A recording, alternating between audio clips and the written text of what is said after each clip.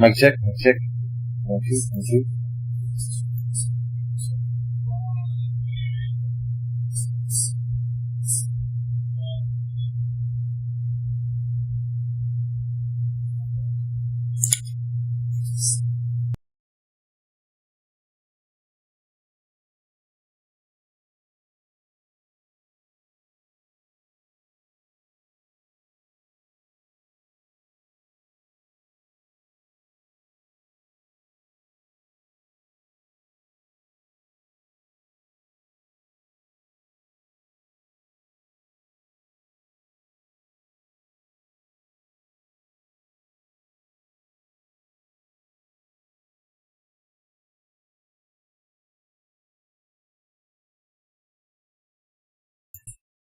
Mic check, mic check. 1, 2, 1, 2.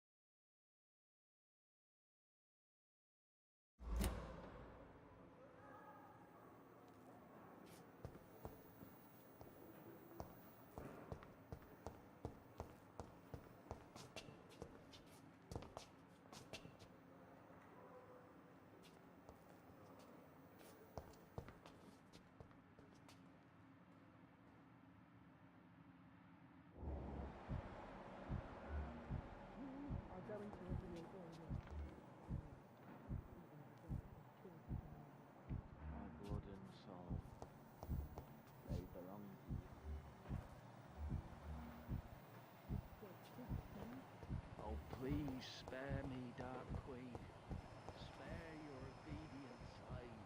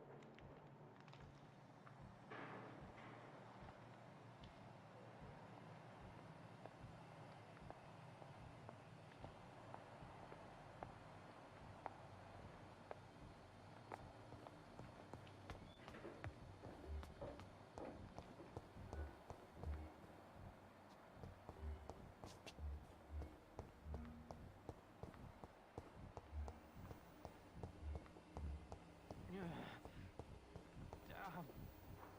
The pain.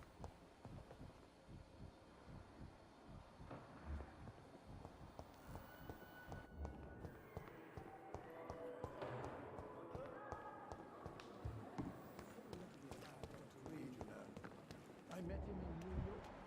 If only there were more of us, with less... Good evening, nurse. Good evening, Doctor. I don't think we've been introduced yet. My name is Pippa Hawkins. And I'm Dr. Jonathan Reed. Dr. Swansea has recently offered me a position in this hospital. Well, it's a euphemism that your help will be appreciated, Doctor.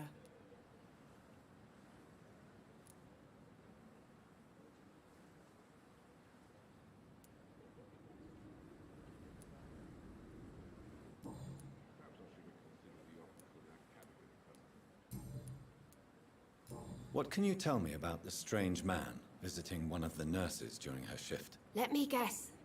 You spoke with that old shrew, Harriet Jones. Do not pay attention to her, Doctor. She's full of fanciful tales.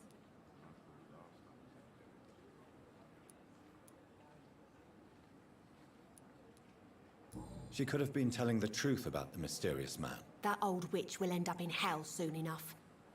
Who cares if a nurse finds some happiness where she can? No matter how you feel about her, Miss Jones deserves our help. Who says I don't care for her? Hate is what keeps that old crone alive.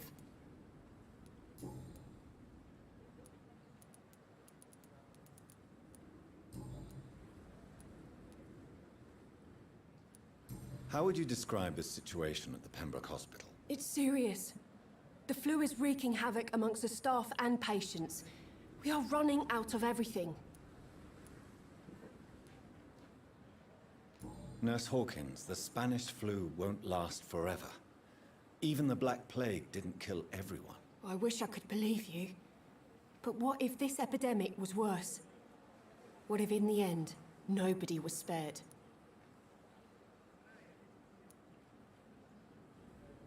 You must get a hold of yourself, nurse. Sorry, I'm exhausted. No one has any idea when this epidemic will be over.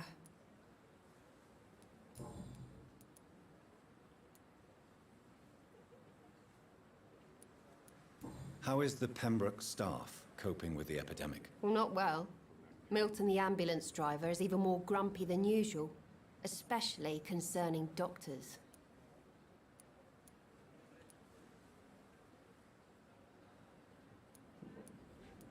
Why does Milton dislike doctors? I don't know. Just ask him. But be warned, Milton is not the chatty type. Why is Milton grumpy on a daily basis? Is it just an act? Milton's not the kind of man who's bothered about a bad reputation, whether he deserved it or not.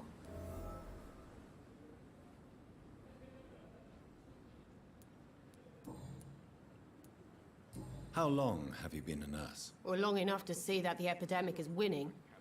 And no matter how qualified you are, don't tell me you'll change that.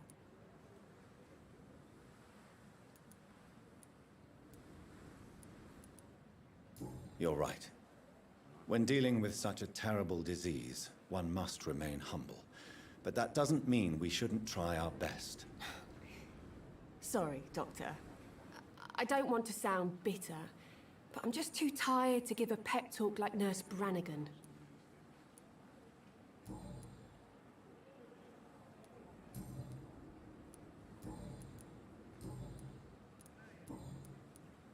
What can you tell me about the strange man visiting one of the nurses during her shift? Let me guess. You spoke with that old shrew, Harriet Jones. Do not pay attention to her, Doctor. She's full of fanciful tales.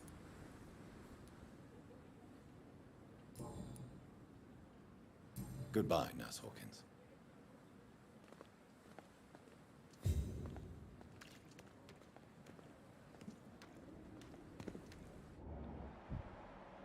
Perhaps I should have considered the offer from that Cadogan fellow. Good evening, nurse. I'm Dr. Jonathan Reed, the new surgeon here at the Pembroke. Dr. Swansea has already told us about you, sir. I'm Nurse Gwyneth Brannigan. Welcome to the Pembroke Hospital. Did he really? It's a good thing I wasn't hoping to keep a low profile. All members of staff have already read about your new blood transfusion technique. Dr. Swansea made sure of that. I see. Well, I'm a little surprised, but I suppose I'll just have to deal with this unexpected notoriety. You must know, blood transfusions are Dr. Swansea's primary subject of research. He is convinced it is the future.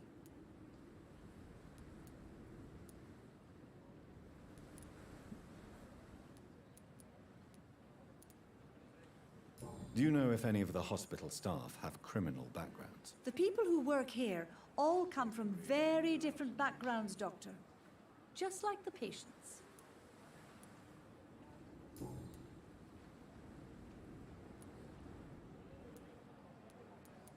I'm not familiar with all the staff yet. Perhaps you could help me. Brilliant professionals, most of them. Dr. Swansea has a gift for recruiting talent. Most of them. Is there a problem I should know about, nurse? It would be inappropriate for me to speak ill of a colleague. Another night with the glorious battalion of Pembroke. Is there anyone that stands out? Well, I have never met someone as dedicated as Dr. Tippett's. He should be a standard for us all here. If only he were younger. Why should his age be a problem? I guess it's fair to say he's always pushing himself to the limits. He just doesn't know when to stop and get some rest.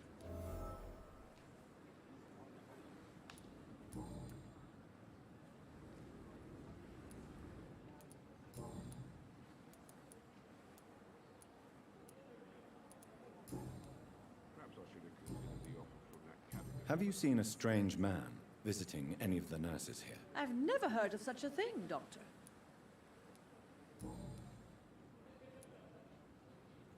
Tell me what Dr. Tippett did. I know his mistake caused a patient's death. If I had not covered up his error, Dr. Tippett would have been fired from this hospital. I could not let that happen. You can't allow your emotions to dictate your conduct concerning patients, Nurse Brannigan. Look around you, Dr. Reed. Do you really think we can afford to lose a brilliant practitioner like Dr. Tippett's in our situation?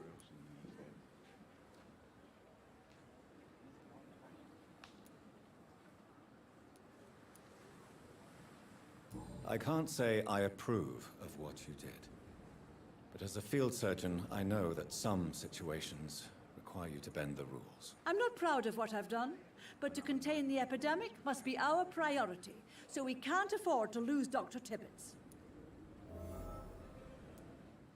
And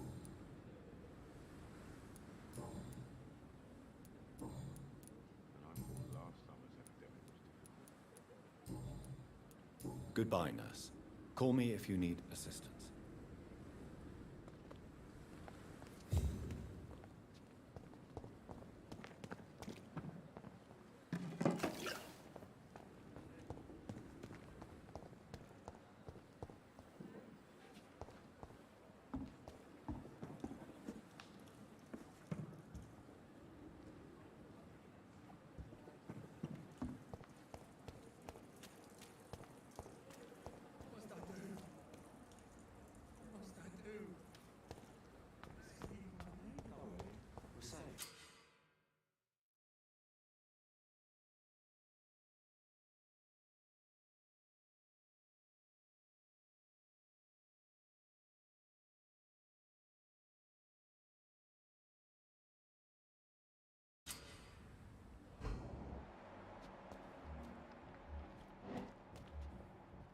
Don't worry, we're safe.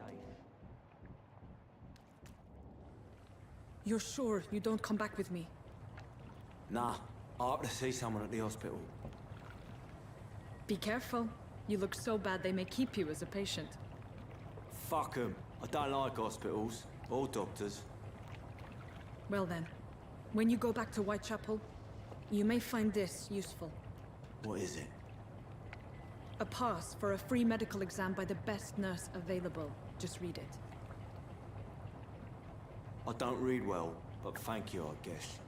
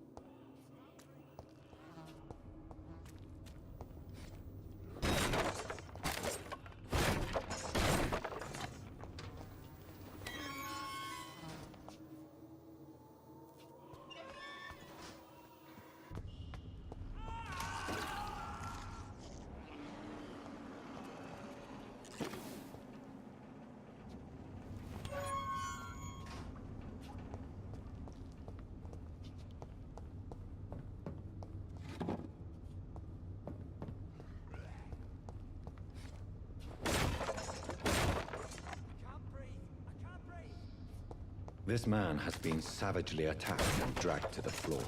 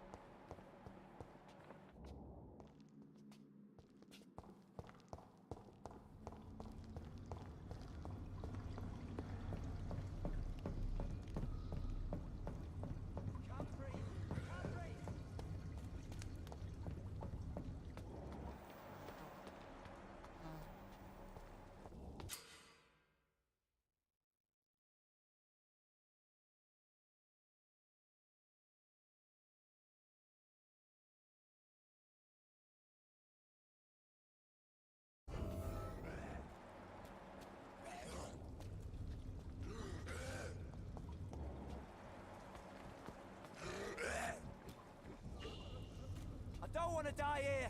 I want to see the sky, feel the fresh air.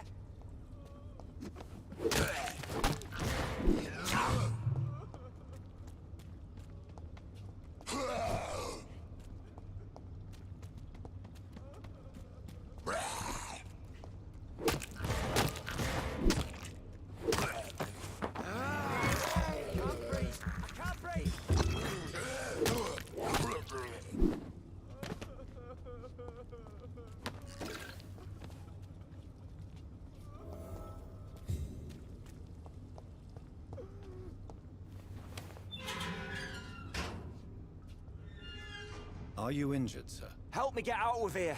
I need to get out. I'm Dr. Reed, and I'd be glad to help you, but you must calm down first. Please, take a deep breath and tell me your name. Okay. I'm Oswald Thatcher. Please, I need to get out. All right, Mr. Thatcher, you're safe now. Do you think you can reach the street by yourself? Yes, I do. Good. Now leave this place and enjoy the cool night air. It's quite invigorating. I'm sure you'll feel better if you do.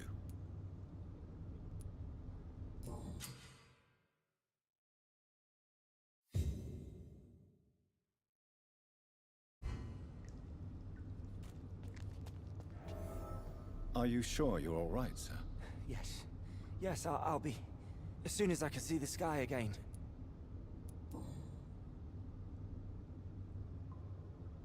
Are you sure you're all right, sir? Yes, I'll be... as soon as I can see the sky again.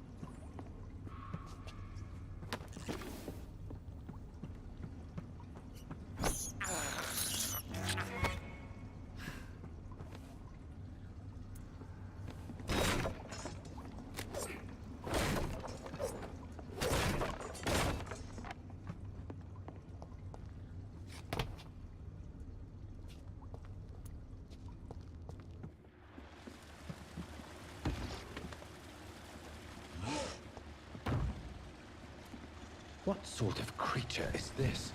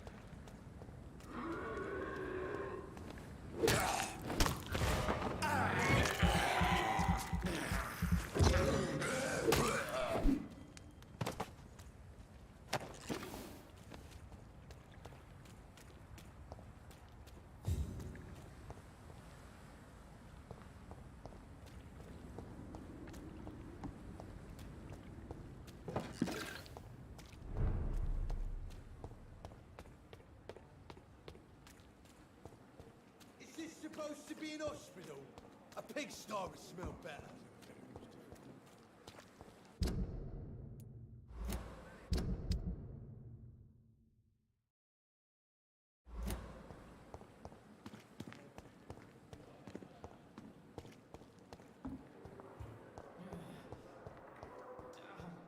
I have wasted too much energy for so long.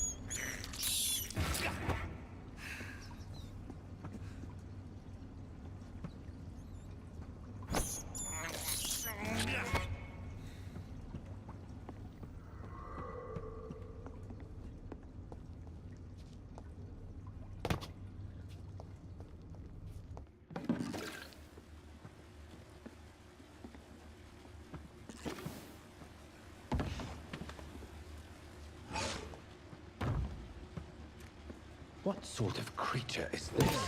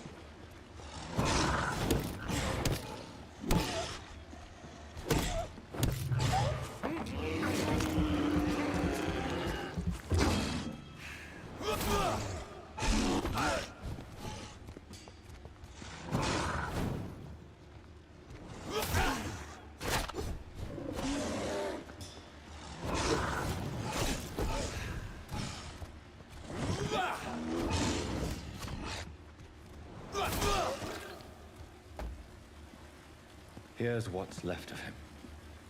Not a lot to check, but I should anyway.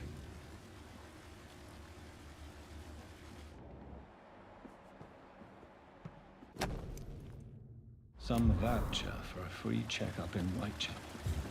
What is Nurse Crane up to? I really must find her.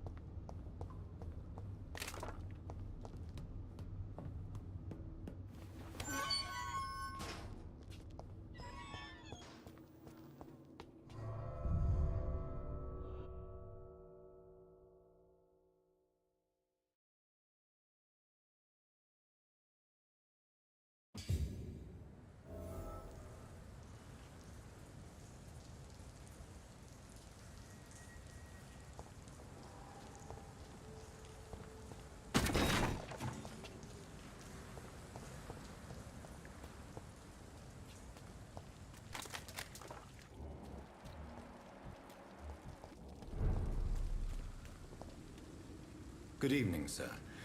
I'm Dr. Jonathan Reed of the Pembroke Hospital. May I be of assistance? Dr. Reed. So it's you who saved my friend Oswald. It's a pleasure to meet you, sir. And you are? Newton Blight. Oswald and I recently returned from the war.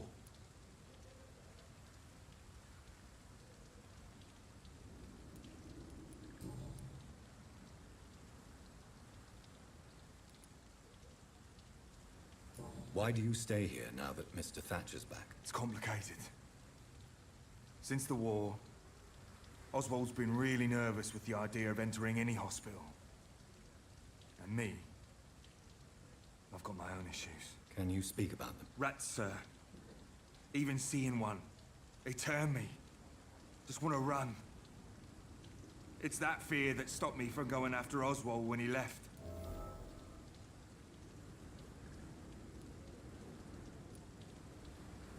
What can you tell me about the war, Mr. Blight? If you want to speak about it, of course. War was... well, you know, sir. The stench of death everywhere. Your mates lying bleeding in the mud. Just praying to make it through and get home. Bloody nightmare.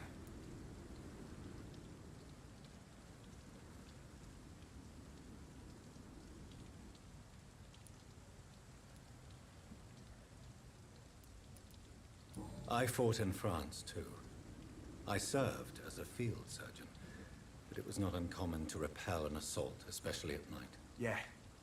The first time I was wounded, I had to protect the infirmary from hostiles. Twice. Did you know Oswald Thatcher before the war? No. We met in the battlefield. I think we were in the same boat to France. We've stuck together ever since.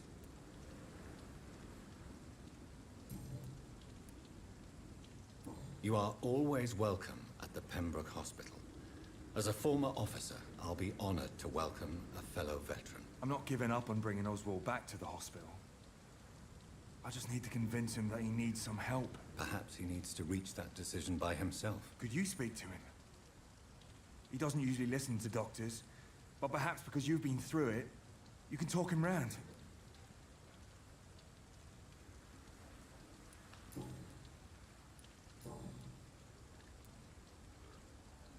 What caused your phobia of rats, Newton? It happened last year following an artillery attack. I was trapped for 2 days in a hole under 2 dead soldiers. And there were rats. Go on. It started eating me as soon as I dozed. Gnawing at my ears, my fingers, lips. I couldn't move. Couldn't call for help. I see. No, you don't. You have no idea what it is to wake up buried under bodies. Fucking vermin eating your flesh. Oswald. He found me and saved me.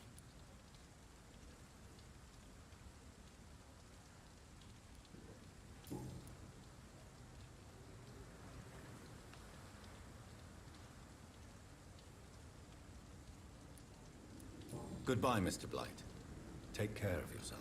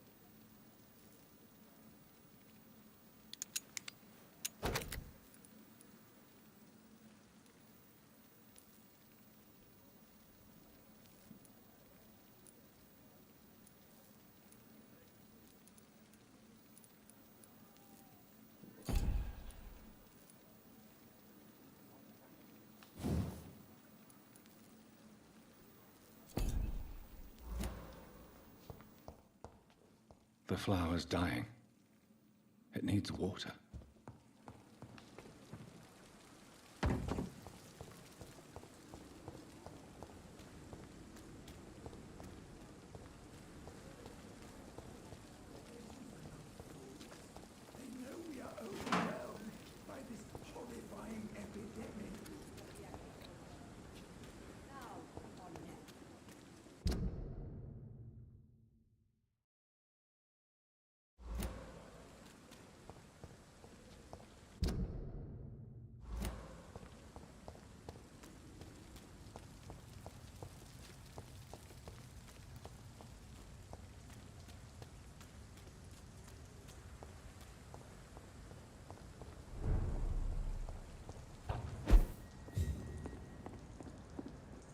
It's locked, all right.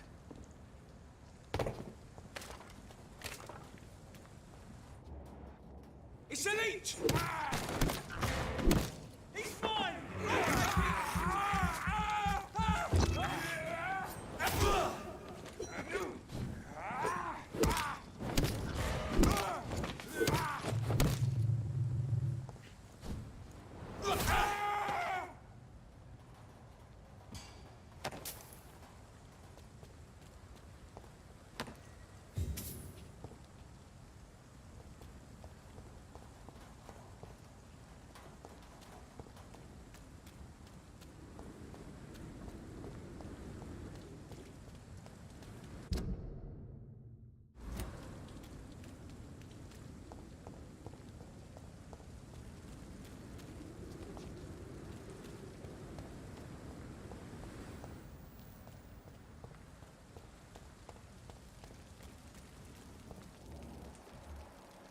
Best stay back, sir.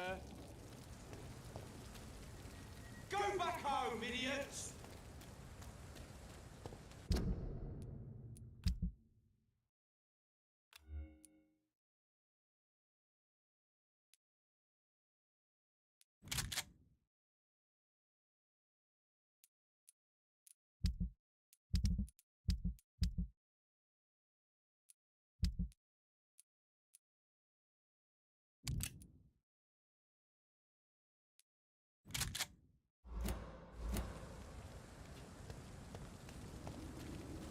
It's one of them!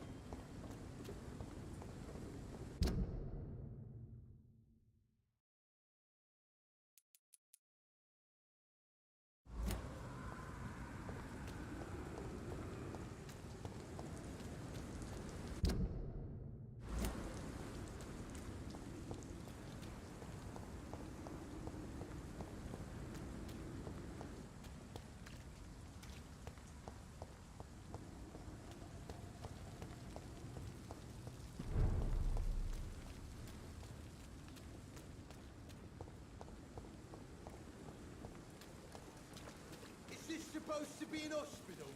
A pigsty would smell better. Pembroke is so lucky to have Dr. Reed, you know. I met him in New York once. If only there were more of us, with less resignation and more determination. I know I can go.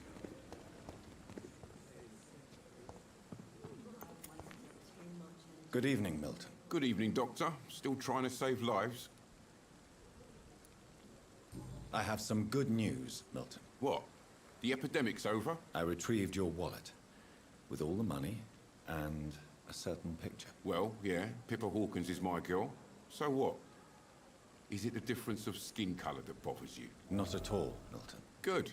Please, take this money anyway. To remind you to keep your mouth shut. Not everybody is as broad-minded as you, Dr. Reed.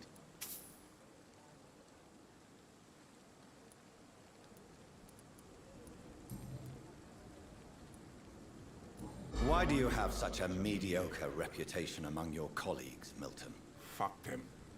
Nobody knows the horrors I've seen since working here. This city was sick long before the epidemic, Dr. Reed. I know it's a difficult task, but correct me if I'm wrong. Is this not the job you are paid to do? I've seen babies left to die while their brothers were properly fed. Underage girls and boys sold to all manner of perverts. I'm sorry, I don't know what to say. Yeah, exactly. We lack words. So excuse me if I don't look on the bright side of life.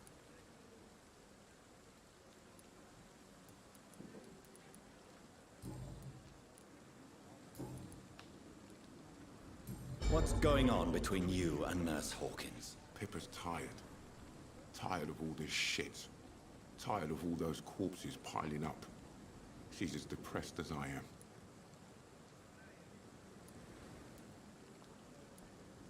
During the war, I witnessed a few couples just like you come together in difficult circumstances. It can be very damaging. Maybe you're right. But we support each other. And that's all that matters. You do realize you could both get fired. Hospital staff are not meant to have intimate relationships with one another. Come on, Dr. Reed. Do you know how many rules are broken in this hospital every day just to keep it running? There's nothing wrong with what we're doing.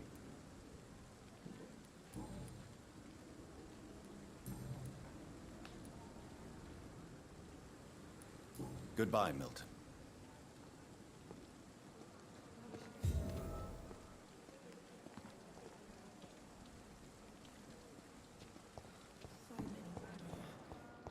And what of my own life?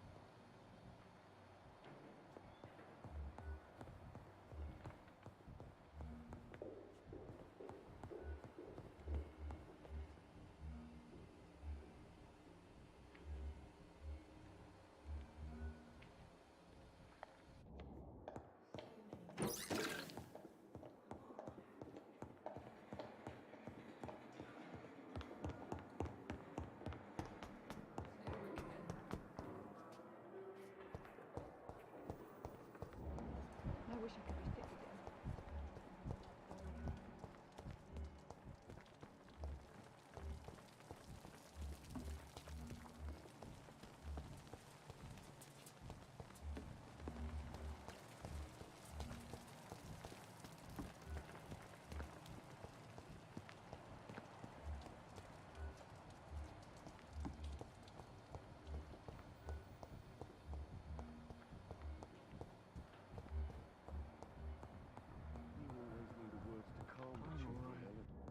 Don't waste your time with me. Good evening, Mr. Goswick. How are you? I'm okay.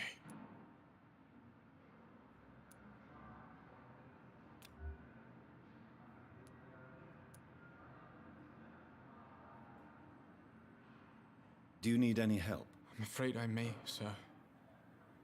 I don't mean to be a burden. You are not a burden, sir. Healing you is my responsibility. And you have my gratitude for that.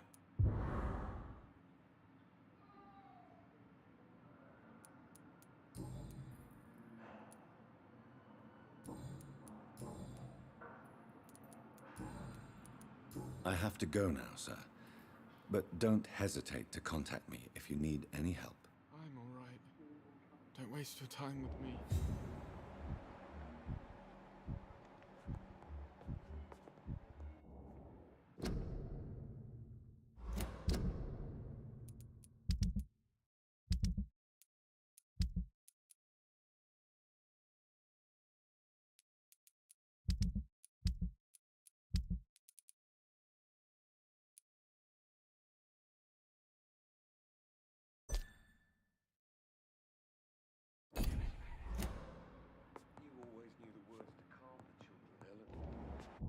As for me, what a blundering idiot.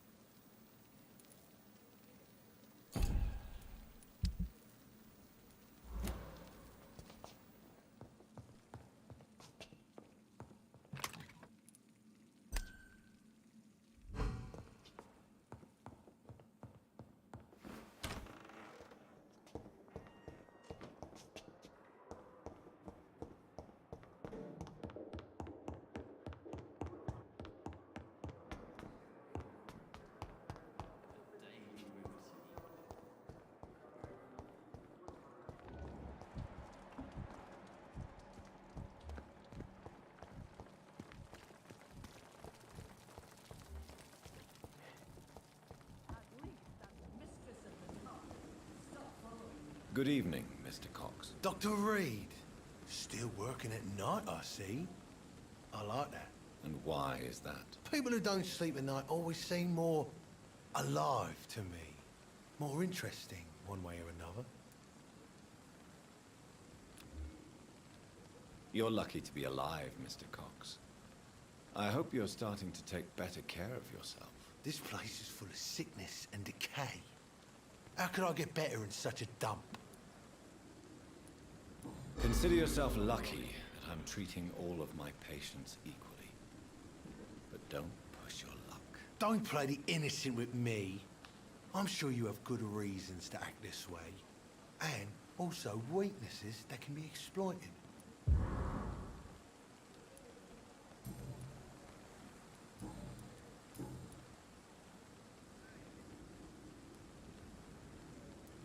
Do you ever think about that poor fellow I saw you push in the water? The wound he gave me will make sure I don't forget him. Still fucking hurts. Boss had cut me good.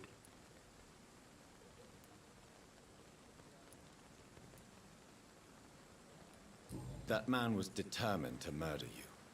You almost died. What a surprise. The first time I met him, he nearly shit himself.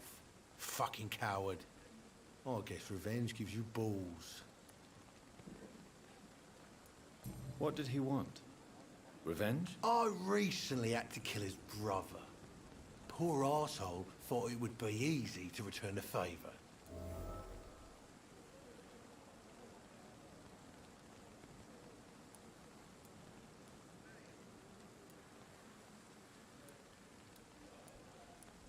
You're a monster, Mr. Cox. An ungrateful and disgusting man. I'm the toughest bastard you'll ever meet, Dr. Reed. And I don't give a fuck what you think of me.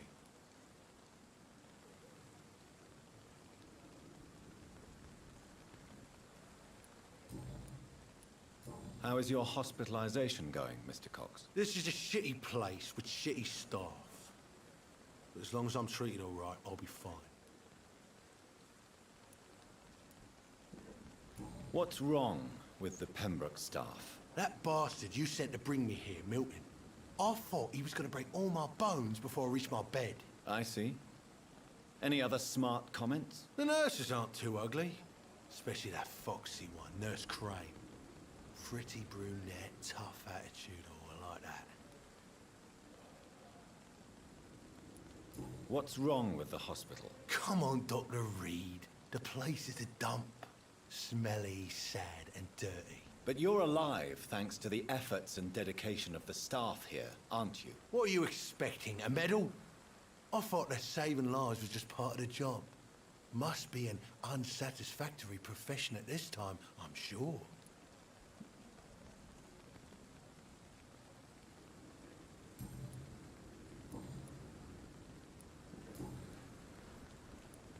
How long do you think you can escape the law, Clay? I know this city like the back of my hand, Doc.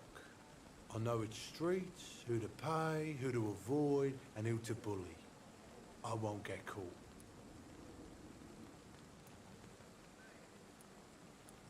We can't escape the consequences of our actions. The past catches up with us in the end. I ain't afraid of death. I don't hide who I am. I live my life honestly, which is more than I can say for most folks. And who are you, then? I'm the leader of the Wet Boot Boys. One day, I'll leave this shitty place and punch in the face all who thought I would not come back.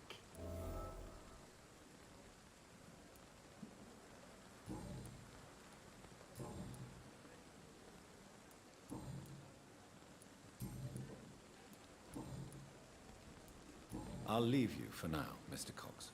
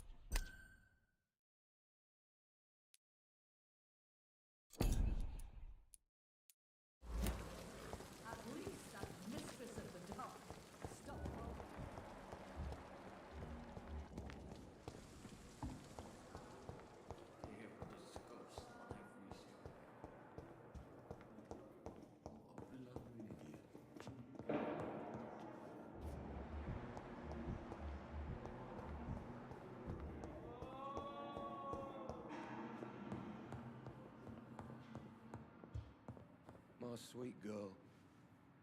Reads me like a book. I'll never... Good evening, madam. Can I help you? It's my son who needs you, sir. I'm Dr. Jonathan Reed. How can I help your son? I'm Beatrice Goswick, mother of Mortimer Goswick. Could you check on him, please, Dr. Reed? I've heard much of your talents as a physician.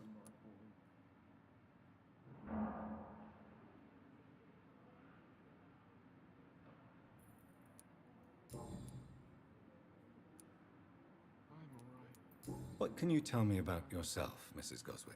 Not much to say. Just take care of my Mortimer and I'll cover all the expenses. That's all that matters.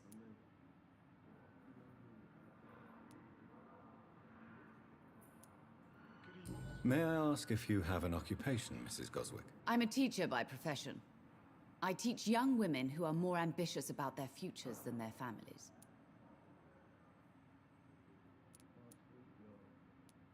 Are you really that rich? Most of the patients here are of a more humble origin, if I may say so. Yes, thanks to my husband. May he rest in peace. I can cover any needed medical expenses.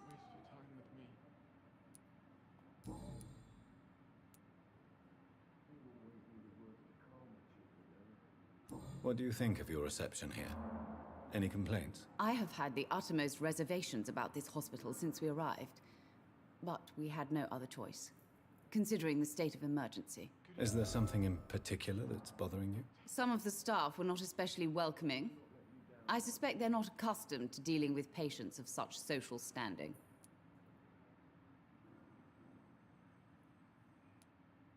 Tell me more about your arrival at the Pembroke Hospital. What gave you such a bad first impression? The ambulance driver was quite rude, for a start. And that nurse, Miss Hawkins, seems to have quite a dubious attitude. What do you mean? She managed to secure a bed for my son despite the epidemic. It was a relief, but it wasn't cheap. She charged you for a bed? Yes, and I paid without question, considering the urgency of the situation.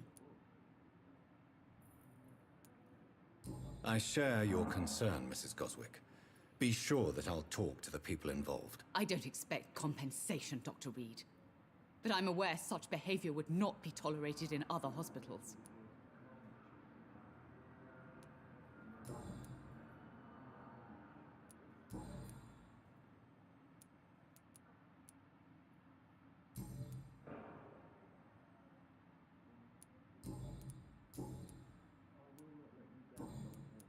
Goodbye, Mrs. Goswick. I'm all right. Don't waste your time with me.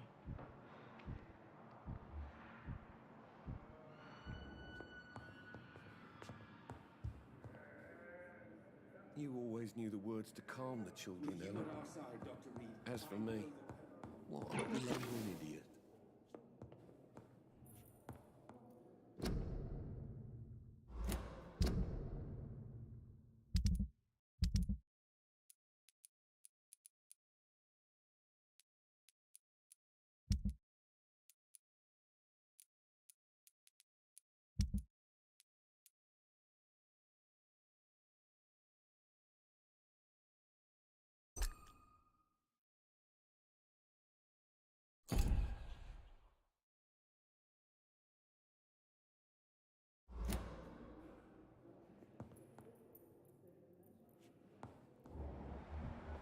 Nice, sweet girl.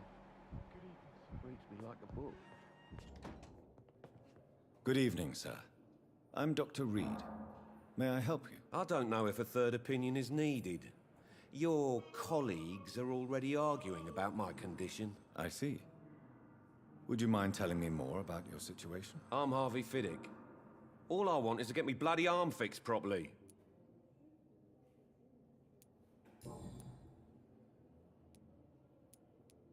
Tell me about the doctors who are arguing about your case. Strickland and Aykroyd. They both want the best for me, but there's a lot of pride there.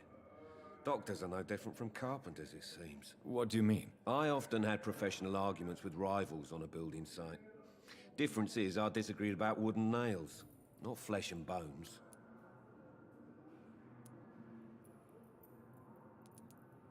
Tell me about yourself, Mr. Fiddick. I'm just a regular guy waiting to get his arm fixed, so I can return to work and to my family. I was more curious about what you were doing before being hospitalized. I'm a carpenter, and a good one too. But that means I need both arms to feed my family, Dr. Reed. Are you satisfied with your treatment here? Well, it's clear that I've chosen a bad time to be injured. Forgive my bluntness, but you seem overwhelmed by cases of the flu. I won't lie to you about it. I'm afraid we are. Are you sure you don't want to operate yourself, Dr. Reed? I have the feeling you're very capable. And your colleagues seem to think so too. In other circumstances, you would be right. But for now, I don't think I can take on the responsibility. My apologies.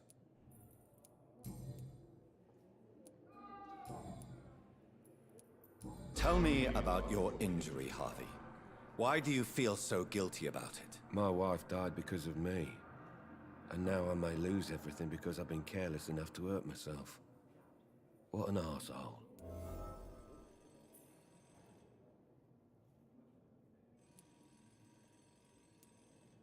How could your job be responsible for your wife's death? I was working a double.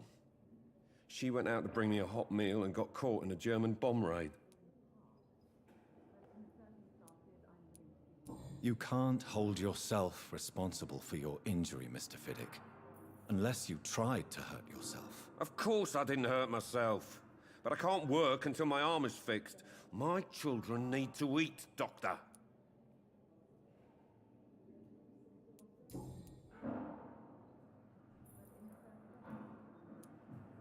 Tell me more about the death of your wife, Harvey. 1915. I was in the army, building workshops for the Royal Flying Corps.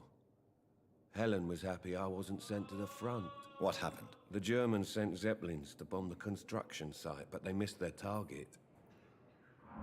My wife was bringing my dinner when the bombs fell.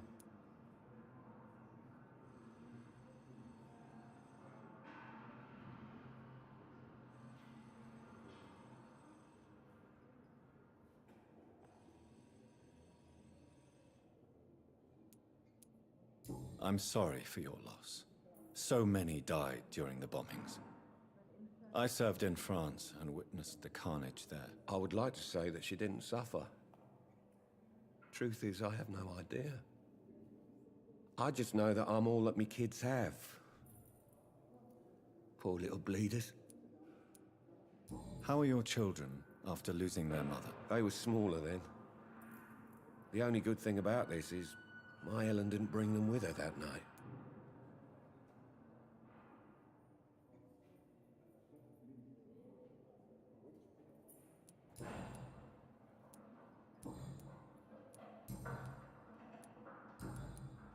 Goodbye for now, Mr. Fiddick. I'll see you later. I will not let you down, my boy. Circumstances, I'm willing to.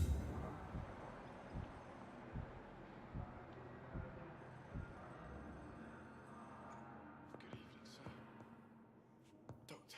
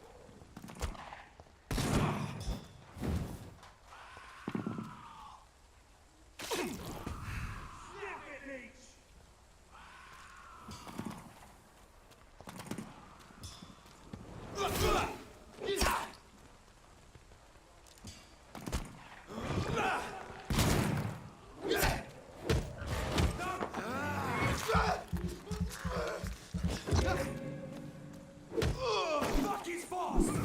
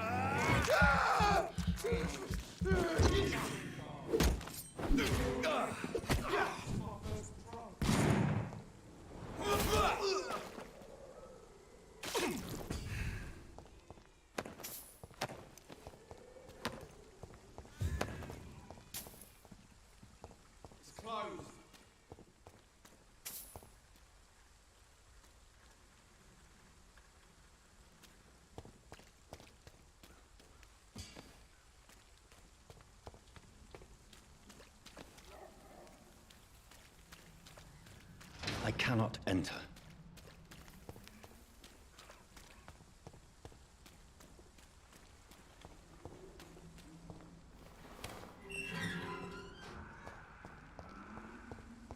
Whitechapel. This neighborhood is linked somehow to the kind Lady Ashbury's blackmail. First, let's find this Petrescu fellow.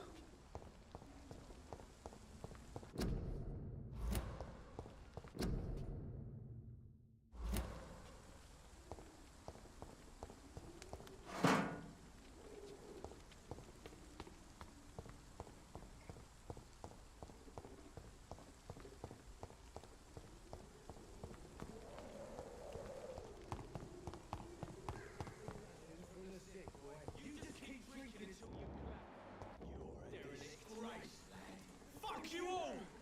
Fuck it all! Stop it now, Albert, stop it! Me? I'll not die in some piss-stinking alley reeking worse than a week-old lavvy.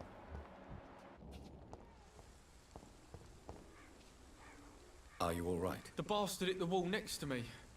I don't even know if he meant to miss. If you've been hurt, I can help you. I'm a doctor. Name's Albert. Remember it. Now bugger off. Do you know Nurse Dorothy Crane from the Pembroke Hospital? If you know anything about her, I'd appreciate it. Never heard of her. If she's pretty, I'll keep an eye out.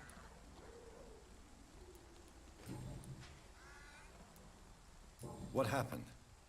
Did you really steal that man's medication? Hey, I didn't do anything. It ain't me.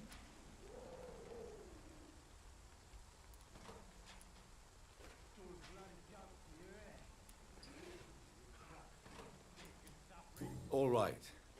Perhaps the poor drunk just confused you with someone else. Sod off, mister. You ain't got no clue what's going on here. Bastard was a soldier in the war, so now he's got the right to shoot me. It's true. I'm not familiar with this part of town. Perhaps you could help me. I said sod off. Go find yourself another guide.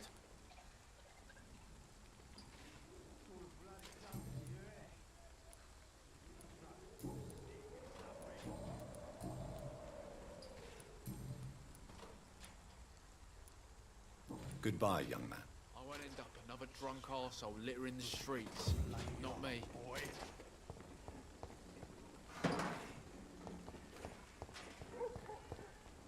Someday you'll understand. What? Shooting a boy in the middle of the street. Not the best thing to do, wouldn't you say? What? You saw what happened? Who are you? I'm Dr. Reed, and I'd like to ask you a few questions, if you promise me to set your gun aside. No. Look, I'm not a violent man. I'm Benjamin Palmer, doctor. And no one can help me. Not even you.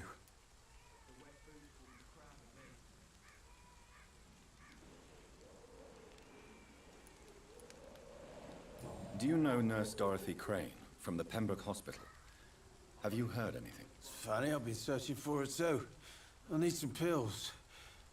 But the woman is a phantom, if you ask me. Really?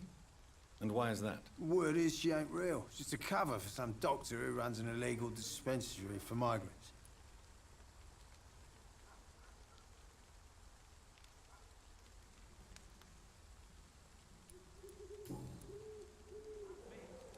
What can you tell me about this place? Nothing to say, really. This is where I used to live, and this is where I live now.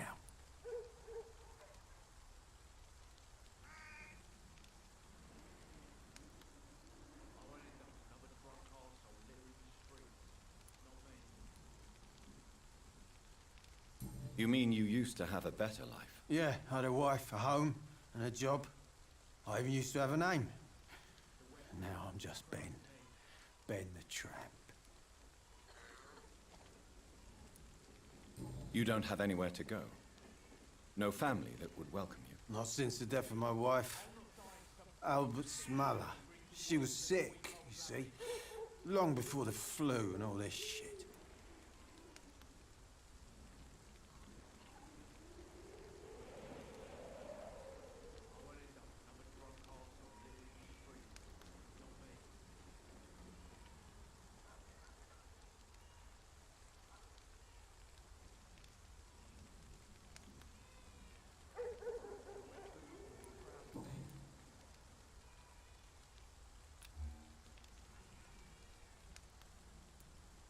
Perhaps you could focus for a moment and tell me your troubles. I'm sick, broke, and my son just stole my pills. Everything's coming up roses.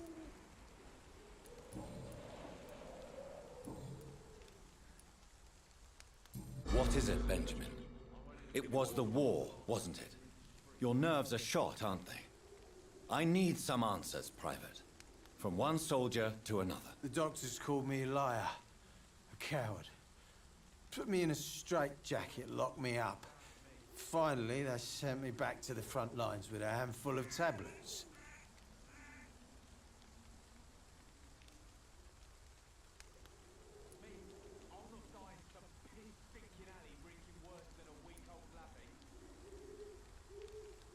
Yes. Sounds like shell shock. I've seen a few cases like yours. This is nothing you should be ashamed of, Benjamin. And it's perfectly natural in your situation. Not ashamed. I just need my pills. Peace and quiet, that's all. Whatever the boy did, I'm sure he didn't deserve a public execution. I swear I didn't want to hit him. It's just that I'm sick in the head, you see, and the boy he just failed me last nerve.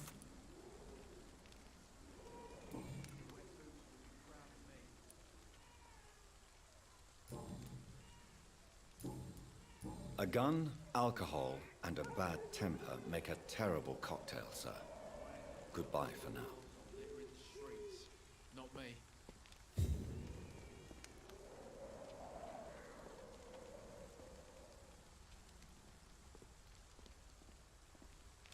Me? I'll not die in some piss-stinking alley reeking worse than a week-old lavvy.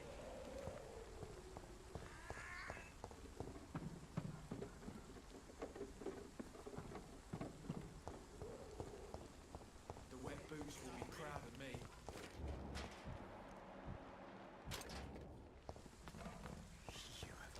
You have a bloody heart, boy. It's effective. Good evening, miss. Good evening, sir. Are you interested in a miraculous cure for this unknown and deadly epidemic? Actually, I am. Then you have come to the right place. The famous Swanborough cordial is all you need to help keep you in perfect health. Oh, really? Why didn't I hear about it during my studies? I'm Jonathan Reed, by the way. Dr. Jonathan Reed. Ah, my brother has spoken of your research, sir. I'm Loretta Swanborough, and it's always a pleasure to meet a fellow healer.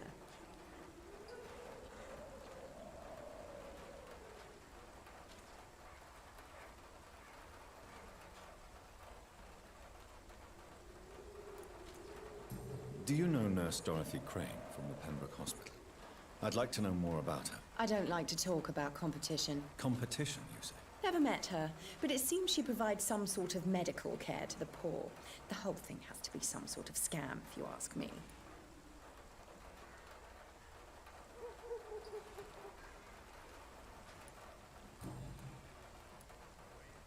Tell me, who intrigues you most in Whitechapel? The region itself is something to see, but I would say Camellia the mute florist who gives away her flowers.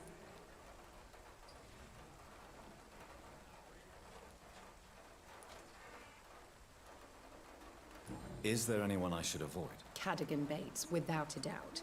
The bloody bastard remorselessly exploits poor migrants as soon as they get here.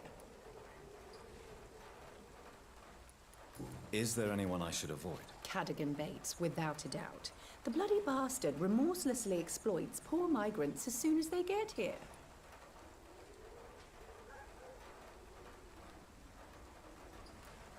What do you think of the locals? Most of them are afraid or desperate. They all come to me eventually for my remedy.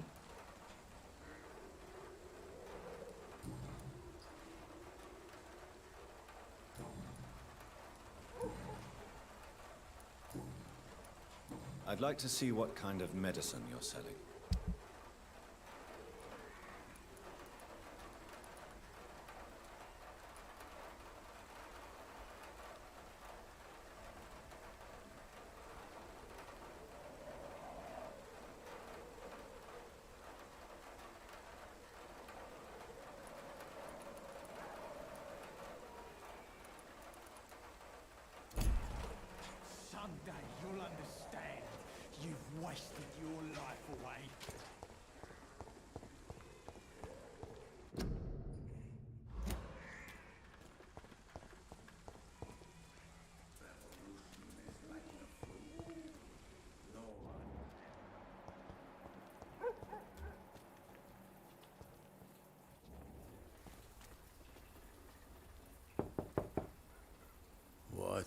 What do you want? Leave me alone. Good evening, sir. I'm Dr. Reed. I'm looking for Nurse Dorothy Crane. There is no Dorothy Crane here. Now goodbye. I'm afraid this medical leaflet says the opposite, sir. Really? Well, I'm afraid I'm going to close this door right now. Go bother someone else, Mr. Doctor. To enter that house, I must discover who this man really is. Maybe I could start by observing what he's up to.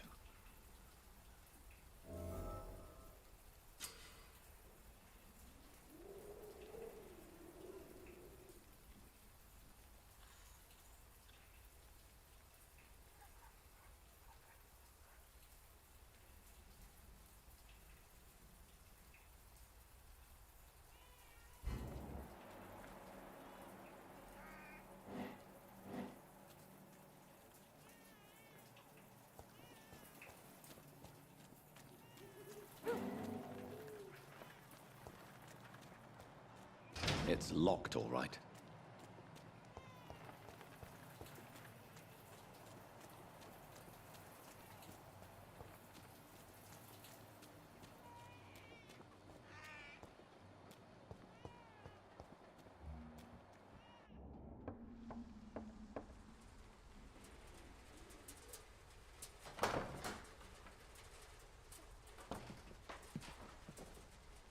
A strange man was at the door with a pass for our medical facility. I refused him entry. Darius, how could you know he didn't need our help? His clothes were too finely tailored to be from Whitechapel. Perhaps just a friend of that stray poet who is always about. Richard Nithercott? No, not of the same cloth, this man. I suspect some machination from that journalist. Clayton Darby. Is he still asking questions? Yes. I saw him drifting around St. Mary's Church. I swear he is tracking me just downwind.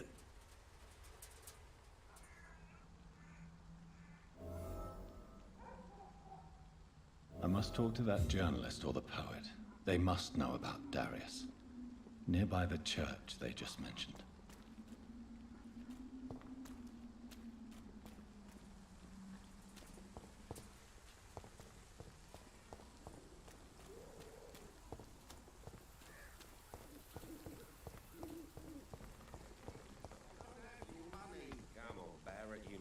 You pay for peace of mind.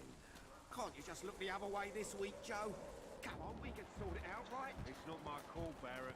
You pay one way or another. Please, Joe. How long have we known each other? We even used to be neighbours, for Christ's sake. I'd prefer not to give you another beating, Barrett. Excuse me, sir. I have a few questions for you. Another journalist? I didn't answer the first one, so piss off! I'm not a journalist, I'm a doctor. A doctor, you say? It's quite a rare breed in this part of town. Really? But still, here I am. Dr. Jonathan Reed, at your service. I'm Joe Peterson to some, but Colossus Joe to most. And I don't remember asking for your service, sir.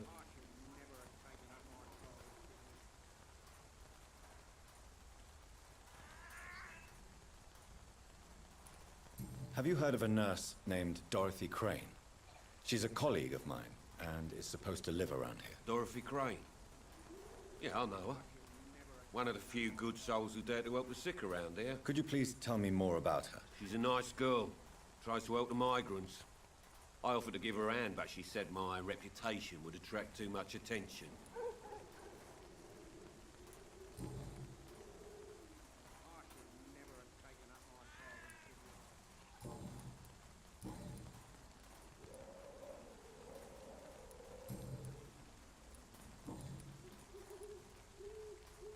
According to you, physicians are scarce in this part of town. Why is that? Not familiar with this neighborhood, are you?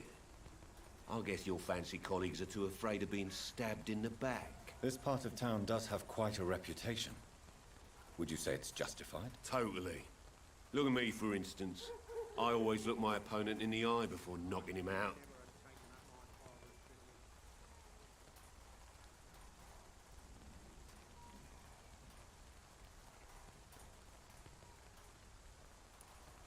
May I ask what you do around here? I do whatever I want, and sometimes even more. Now sod off.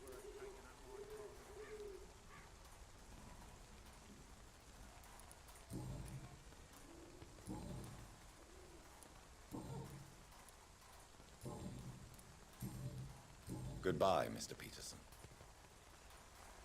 I should never have taken up my father's business. Welcome, sir. Please, take a browse of my wares. I am Dr. Reed. I would like to ask you a few questions, if you don't mind. Doctor? Interesting. I'm Barrett Lewis. Usually I don't have time to waste with talk, but at this hour of the night I can hardly refuse. Have you heard of a nurse called Dorothy Crane? Nurse Crane? So the bitch really is a nurse, then? Always thought she was just some crafty foreigner, that one.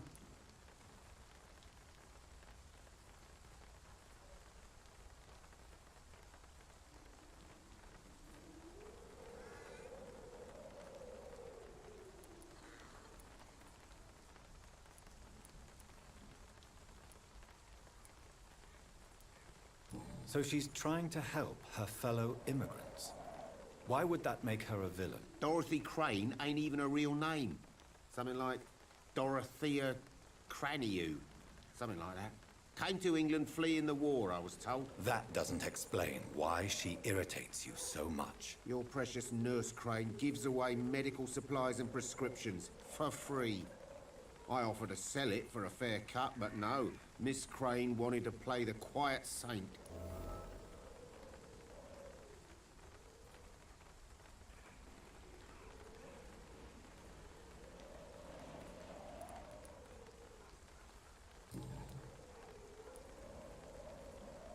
As a merchant, you see Whitechapel every day.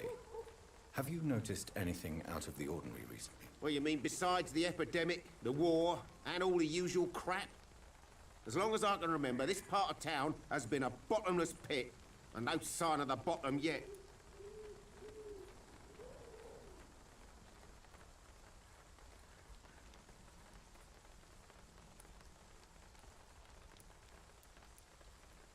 Have you been hurt? No, but that's only because I ran like hell.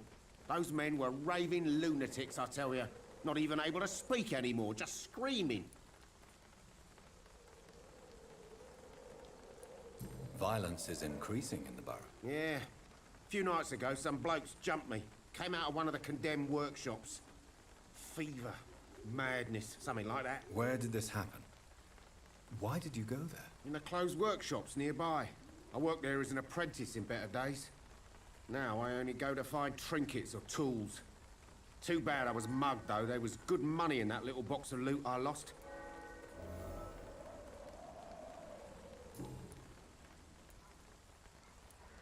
How is business around here? Business? I had no business. Between this racket, theft, and customers getting scared, I'm losing money every day. I see. Sounds like you blame someone in particular for your situation. It's no secret Joe Peterson spends his time harassing merchants. But with me, he's trying to put me out of business once and for all.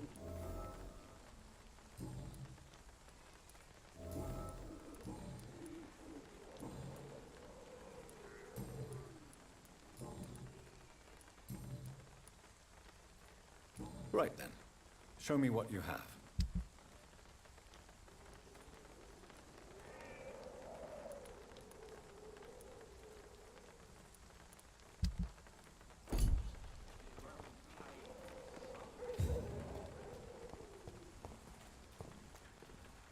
You again?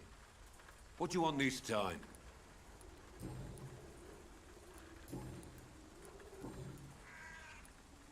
How did you become the local bully everyone is afraid of, Joe? There's no pride in roughing up poor bastards. But this is the only job I've found. And it pays well, too. A job? So you're racketeering for someone else? I got enlisted by the Wet Boot Boys, a gang from the docks. I'm their muscle for their dirty work.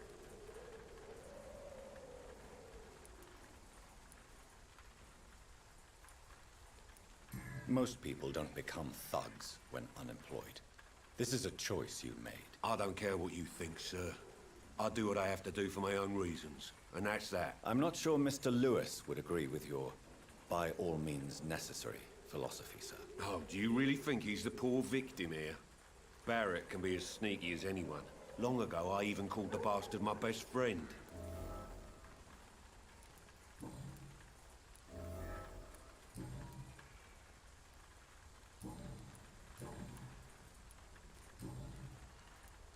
Goodbye, Mr. Peterson.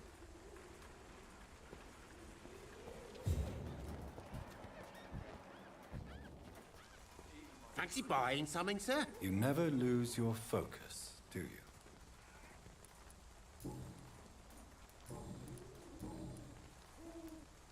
Joe Peterson. He's the villain here, isn't he? But you seem to know each other. I'd known Joe for years. I saw him box once or twice. He was a friend then. But these days, he's just another thug.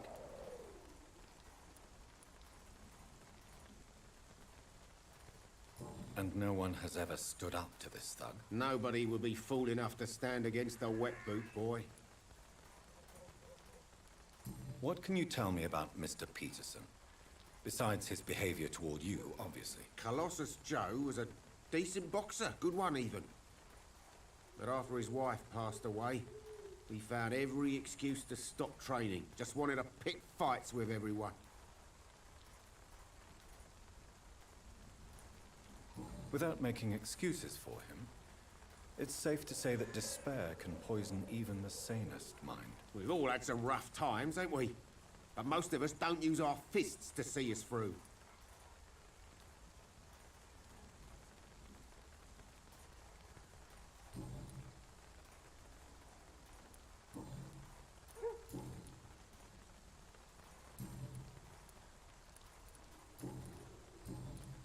Goodbye for now, Mr. Lewis.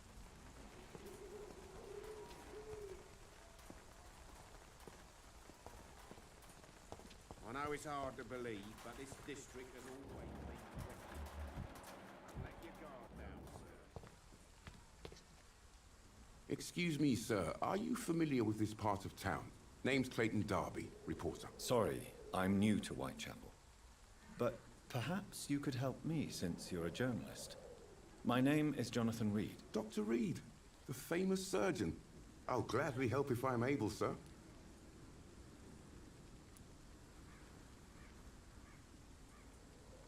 I heard you're investigating an underground medical dispensary in Whitechapel. What do you know about it? Not much, I'm afraid. They are wary of strangers, and I'm not really an acquaintance of theirs. Why do you care?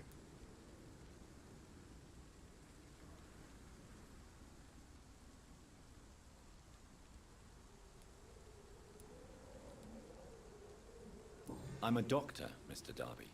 I care about everything involving public health and this epidemic. Are you sure you're not just concerned about the repercussions that a scandal involving a certain Nurse Crane from the Pembroke Hospital would bring? Without a doubt, you are a damn fine journalist, Mr. Darby.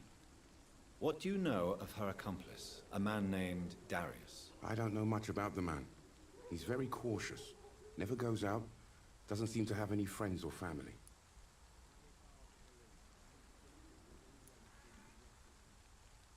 He never goes out? No. A few days ago, he unexpectedly did. I followed him, but it was just a ruse to keep me away from his house. Really? How do you know? He went to the nearest mailbox, but just before posting his letter, he ripped it up and threw it away.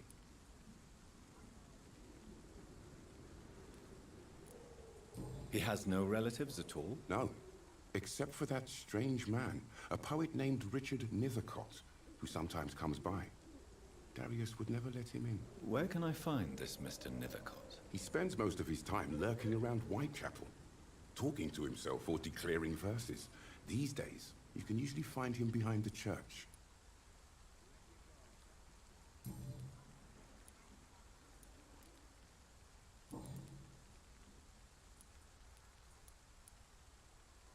Why are the newspapers keeping silent about the Spanish influenza? It's as though none of you care. There's a war going on. People shouldn't be demoralized by news of deadly diseases.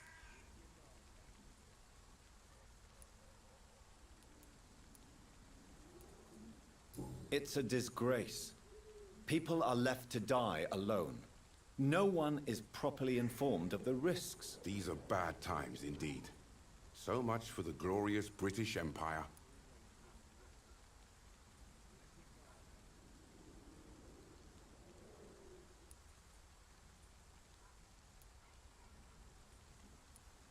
Have you any idea of the danger you face in these streets at night? I've had to run and hide more than once from frenzied mobs incensed by the fever. Do you think the flu is really responsible for this, Doctor?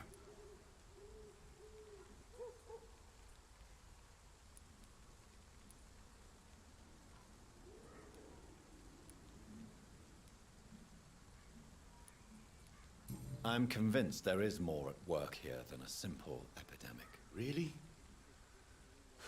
To be honest, I could say the same. Some of the sick I saw or heard of. My God, what happened to them?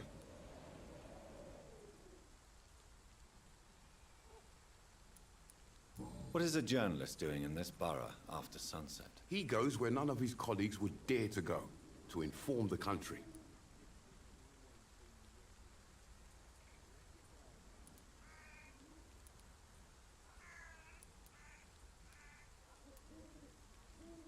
That's quite honorable of you. But is the public interested? Not at all, sir. And that's why I'm an independent journalist, hoping to sell some stories. So you risk your life to reveal the truth. I saw many reporters do the same during the war. Whitechapel is the crucible of so many untold stories and tragedies. I want people to know them.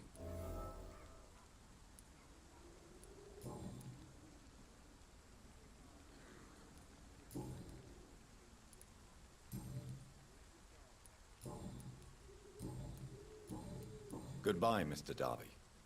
Farewell.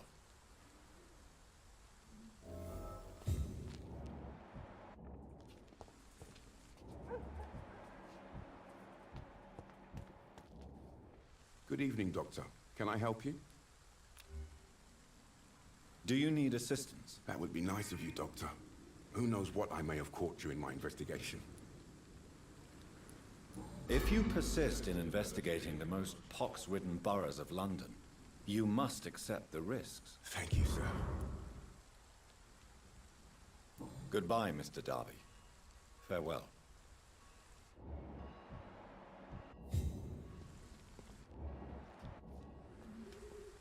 Forgive my interruption. Do not apologize, my son. Father Tobias Whitaker is always happy to teach mortals about the incoming Armageddon. I am Dr. Jonathan Reed, and I just have a few questions. A scientist? You are much more lost than I thought, my son. Do you know Nurse Dorothy Crane from the Pembroke Hospital? I'd like to know more about her. I don't like the liberal ideas of nurses, but I especially abhor that Nurse Crane you mentioned.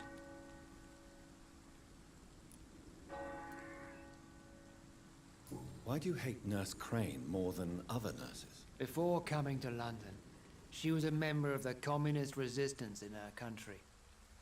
That's what happens when you let a woman get involved in politics.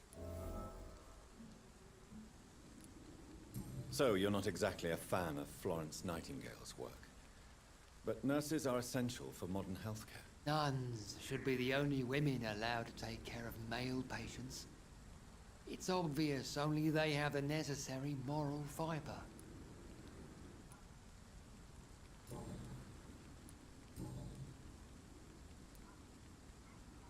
Have you any friends? Any family left in these terrible times? No. But I have a disciple I see as my son. He is so devoted. I sent him to preach the good word in the heart of this corrupted city.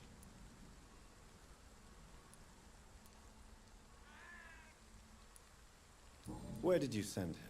I sent Samuel to the Stonebridge Cemetery, where the pestilence and evil grows night after night. You sent him on some preaching crusade during the epidemic. As a true believer, Samuel will fear no evil while he walks through the valley of the shadow of death.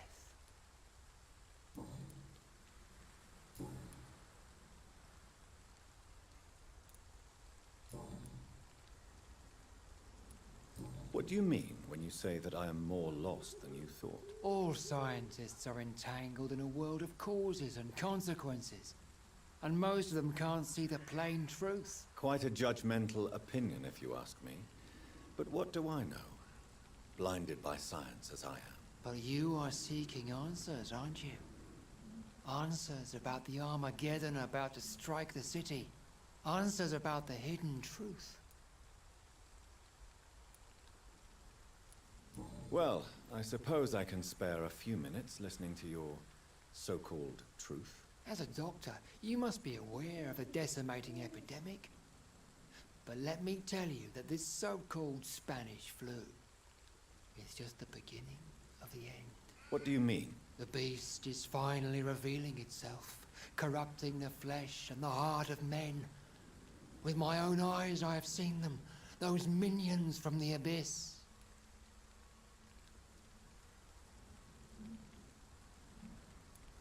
Really? And what would be your answer to this biblical threat? We must fight the disease before this legion outnumbers us. But not with scalpels and microscopes. No. What is left then? Cleansing fire.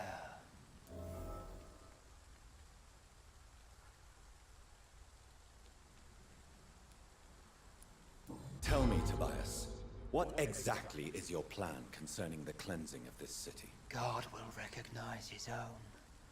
More than once this city has risen from the ashes, hardened and purified by the flames.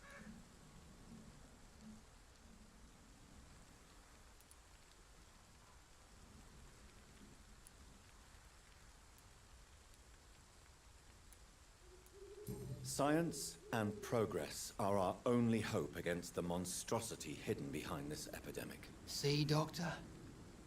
Now you acknowledge the presence of evil within the city's walls. Now you start to admit the truth.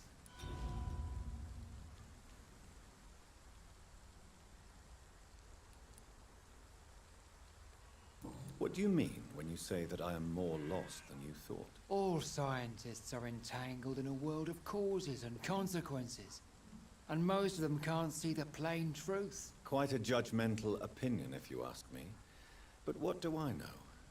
Blinded by science as I am. But you are seeking answers, aren't you? Answers about the Armageddon about to strike the city. Answers about the hidden truth.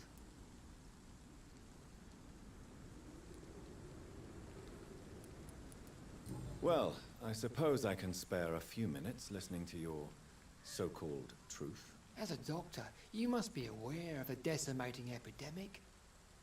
But let me tell you that this so-called Spanish flu is just the beginning of the end. What do you mean? The beast is finally revealing itself, corrupting the flesh and the heart of men. With my own eyes I have seen them, those minions from the abyss.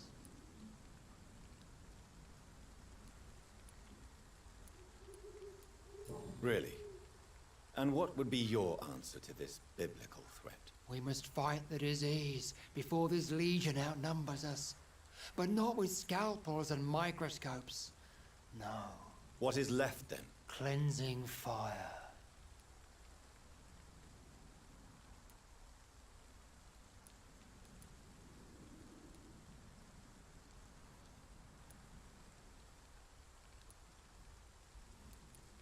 Tell me, Tobias, what exactly is your plan concerning the cleansing of this city? God will recognize his own. More than once this city has risen from the ashes, hardened and purified by the flames. Science and progress are our only hope against the monstrosity hidden behind this epidemic. See, Doctor? Now you acknowledge the presence of evil within the city's walls. Now you start to admit the truth. What do you mean when you say that I am more lost than you thought? All scientists are entangled in a world of causes and consequences, and most of them can't see the plain truth. Quite a judgmental opinion, if you ask me. But what do I know? Blinded by science as I am. But you are seeking answers, aren't you? Answers about the Armageddon about to strike the city. Answers about the hidden truth. Well, I suppose I can spare a few minutes listening to your so-called truth. As a doctor, you must be aware of the decimating epidemic. But let me tell you that this so-called Spanish flu is just the beginning of the end. What do you mean? The beast is finally revealing itself, corrupting the flesh and the heart of men. With my own eyes I have seen them, those minions from the abyss. I have heard enough. Goodbye. Good evening, Mr. Whitaker. It's Father Whitaker, my son. So, are you still lost in your rational delusions?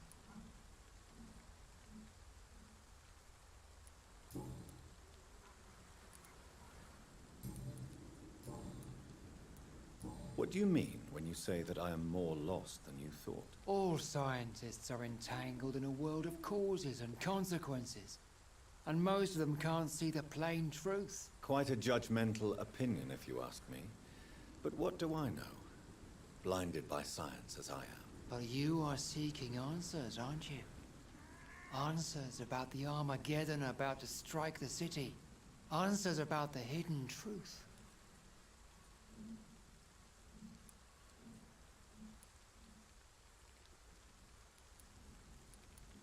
I am. But the answers I seek are based on facts, not superstition.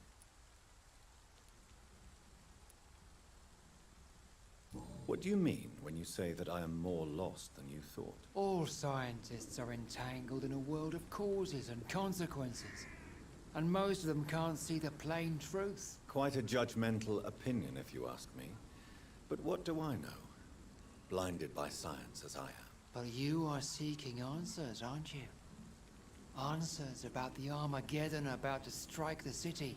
Answers about the hidden truth.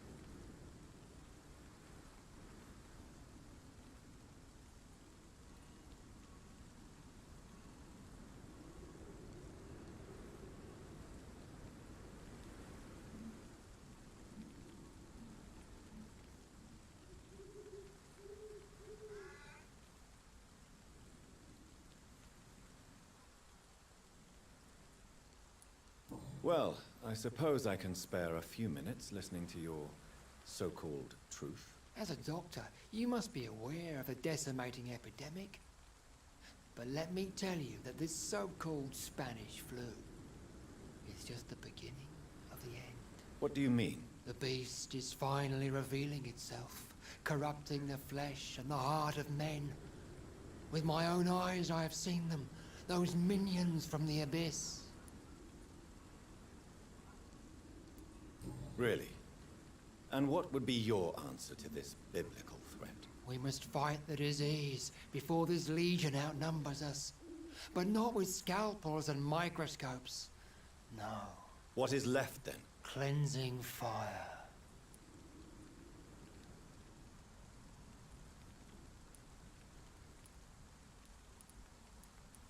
What do you mean when you say that I am more lost than you thought? All scientists are entangled in a world of causes and consequences. And most of them can't see the plain truth. Quite a judgmental opinion, if you ask me. But what do I know? Blinded by science as I am. But you are seeking answers, aren't you? Answers about the Armageddon about to strike the city. Answers about the hidden truth. Well, I suppose I can spare a few minutes listening to your so-called truth. As a doctor, you must be aware of the decimating epidemic. But let me tell you that this so-called Spanish flu is just the beginning of the end. What do you mean? The beast is finally revealing itself, corrupting the flesh and the heart of men. With my own eyes I have seen them, those minions from the abyss. Really?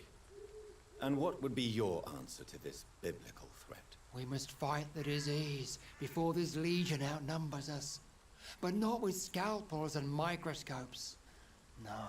What is left then? Cleansing fire.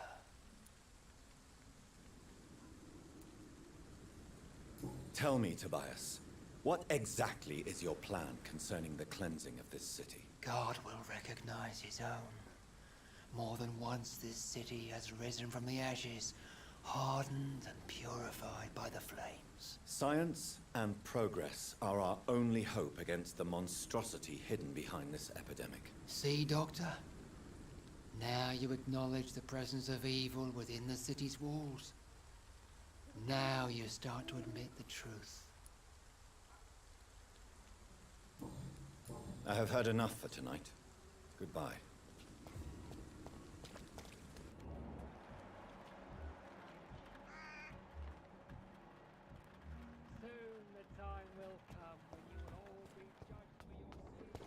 Pay me a glass of... Don't be shy, handsome. What can Christina do for you? I'm not looking for what you're selling. But I'd like to ask you a few questions, if I may. I'm a doctor. Dr. Reed. All right then, but be quick. Though I usually get paid when I open my mouth. Do you know Nurse Dorothy Crane from the Pembroke Hospital? Anything you can tell me about her would be helpful. I don't know her, but I know her name is Dorothea Crăciunescu. She came from Romania like me and many others. You seem to respect her. Dorothea helps the sick people of Whitechapel. Everyone should respect that.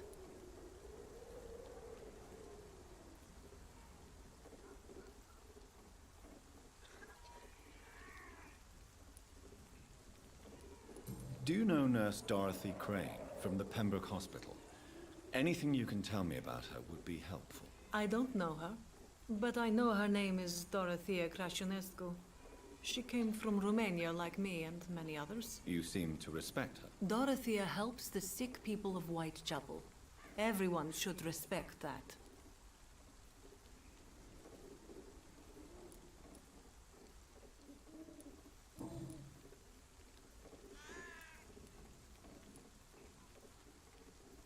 Clayton Darby claims he will expose the crisis in Whitechapel to all of London. Do you believe him? I believe Clayton's courage will erode with time, until he finally leaves Whitechapel to start another fight somewhere else.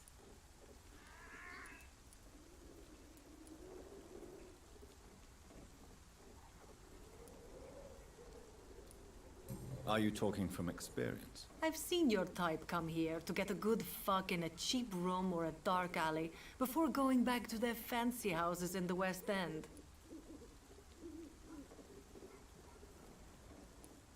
Why this skepticism? How can you speak about starvation if you've never been hungry? Or about poverty? Or anything else you have never suffered from?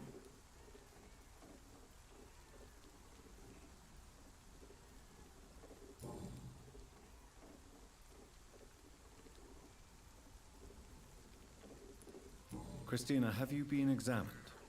The epidemic is spreading fast in London, and you could be exposed. Or expose others. I don't like doctors or hospitals, but I don't like you asking questions.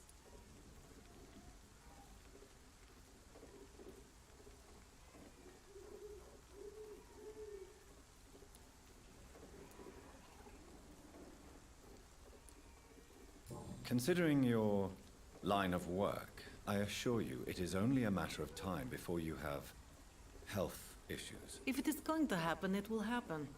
Right now, I need money. That's what's important. You can put your own life in danger, that's your decision. But what about your clients? If you're contaminated, you will put them in danger too. And you think that would worry me? If you knew the men I deal with, their health would not be what you'd worry about.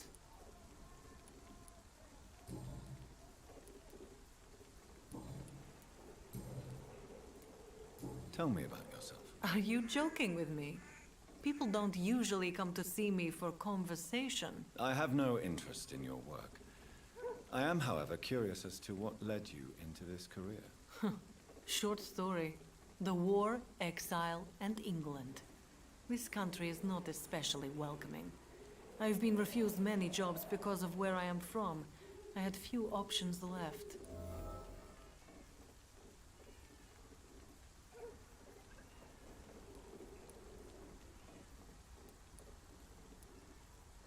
I always thought I was the master of my own fate. But now I know we don't always have control over our lives. I don't judge you. You know, this money is not only for me. I have good reasons to need this money quickly, but it is not your concern, Doctor.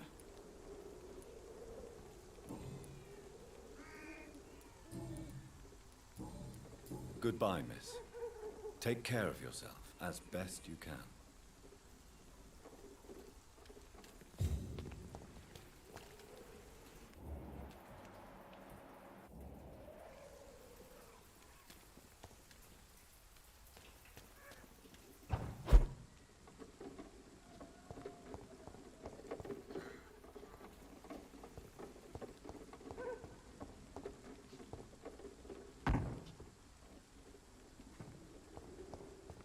It's locked.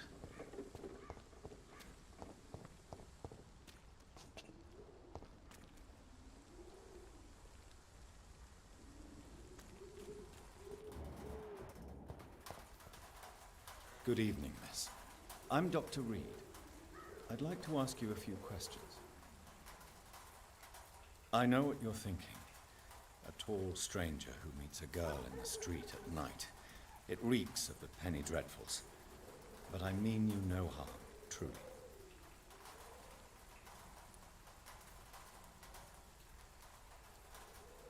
I know you understand what I'm saying. Your silence has nothing to do with you being mute, does it?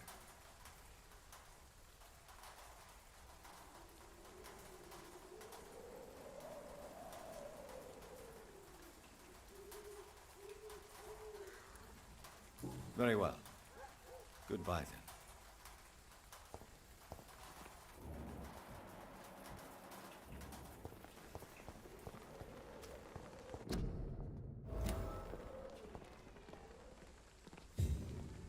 Hello again, miss.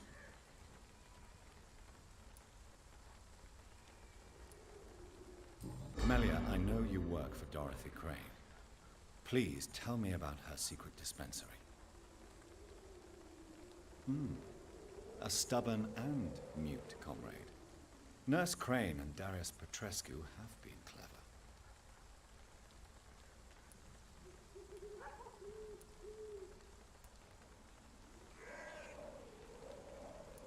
Very well. Goodbye, then.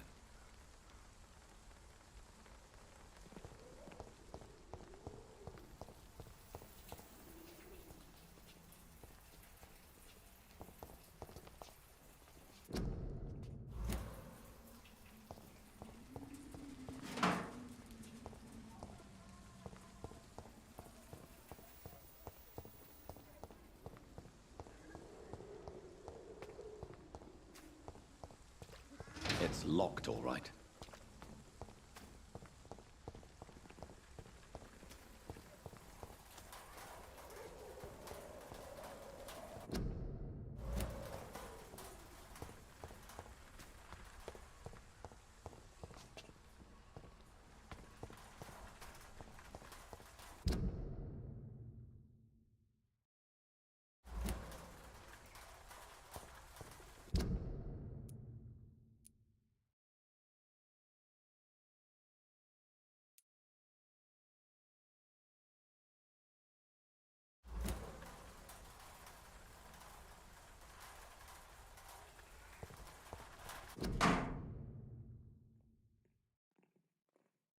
The content of Darius' letter to his children could give me more leverage to enter.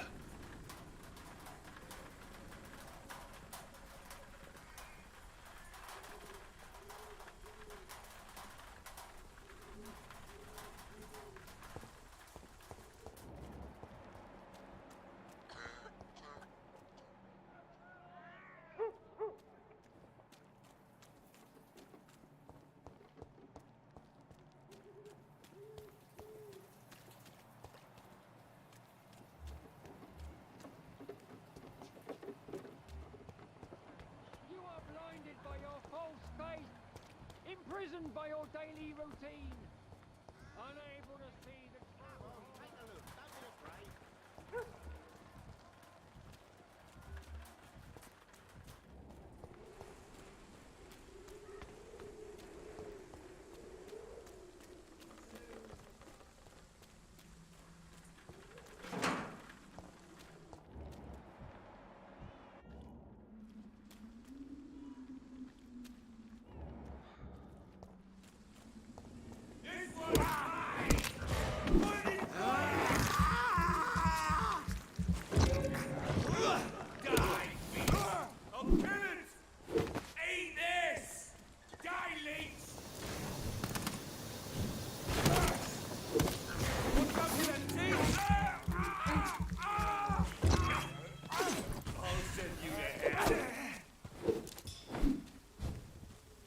Want some of this?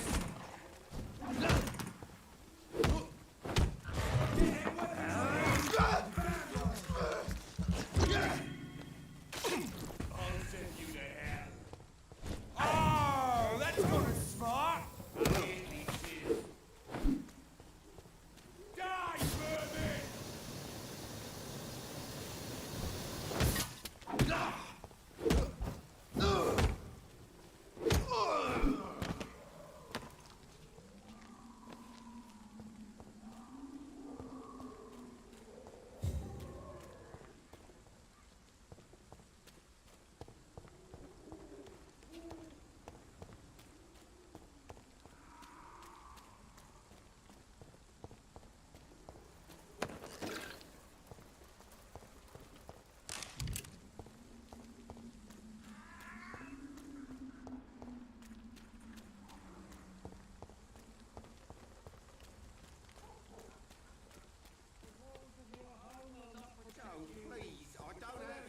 Protection against malevolence and trickery. Come on, we can sort it out, right? Imprisoned by your daily routine, unable to see the true horror around you.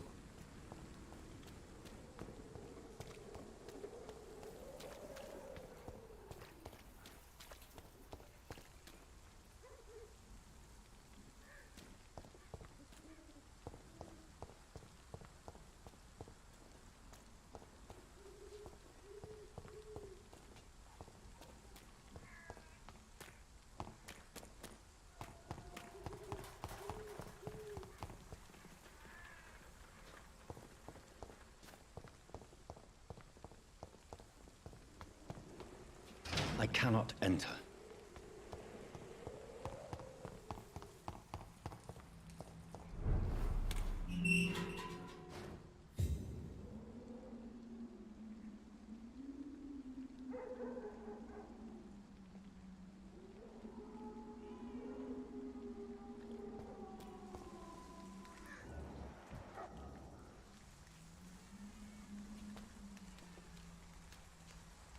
Look at her!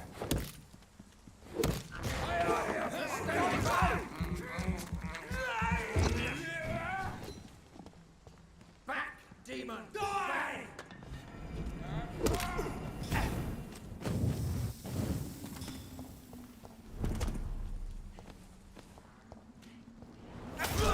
We have to stop it!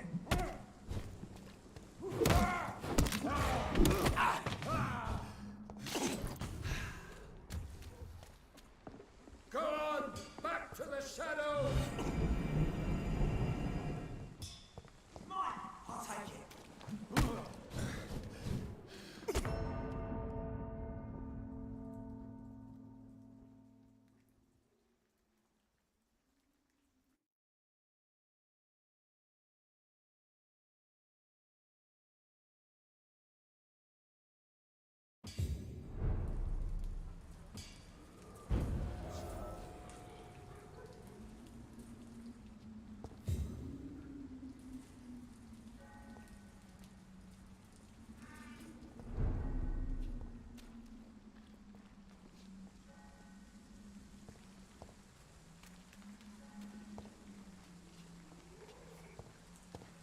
Lively! It's on to us!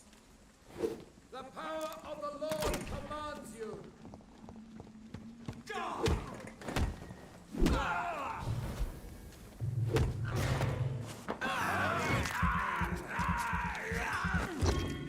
Away!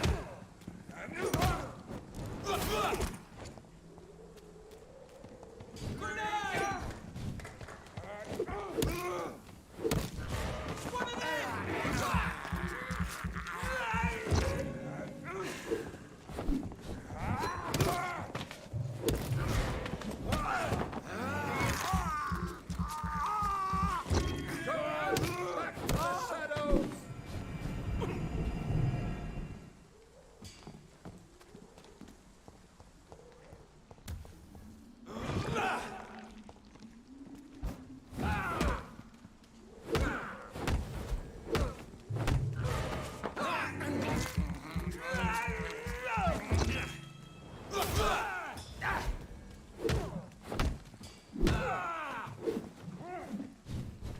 Back, demon! Back!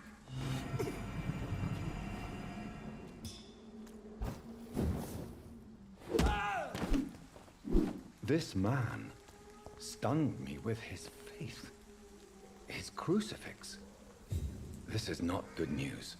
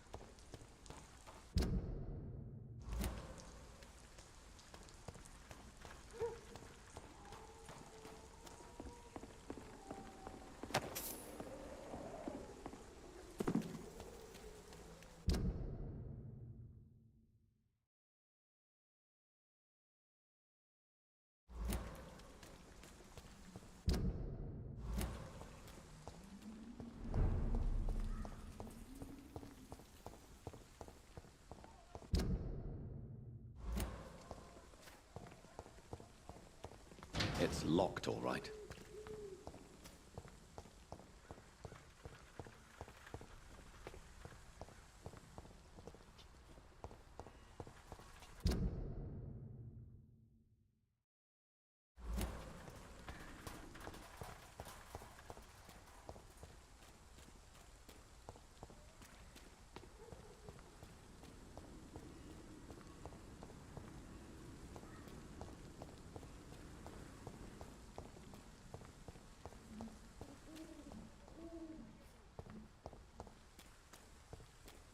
You are blinded by your false faith, imprisoned by your daily routine.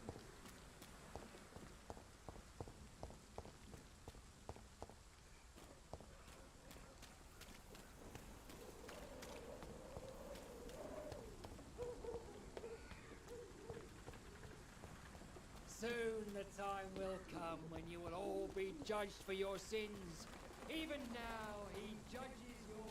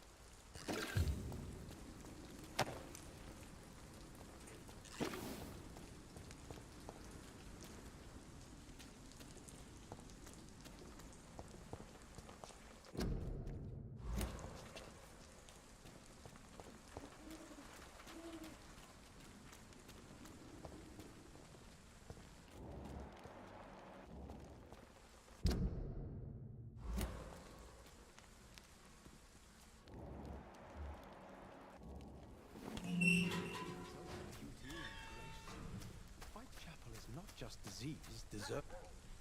Good evening, sir. I'm Dr. Reed. I would like to ask you a few questions. Please be my guest. Although I may not be the best informant regarding this part of town, my words speak about that which the eyes cannot see. Really? Are you an artist of some kind? I'm a poet, sir. Richard Nethercott, at your service. May I ask you a few questions about the district? Extraordinary part of town, is it not? I'll be glad to help you, if I can.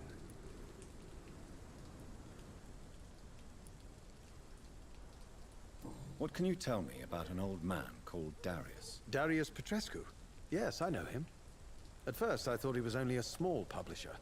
I invited him to publish my work, but his reaction was pretty clear. Not interested in your talent? Darius is an old political activist who takes delight in printing tracts and lampoons.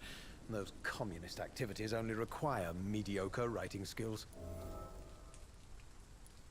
I'm looking for Dorothy Crane, a nurse who lives in this vicinity. Dorothy Crane. Oh, I love the name. The Crane of Whitechapel. Sounds very mysterious. But, sorry, no, never heard of her.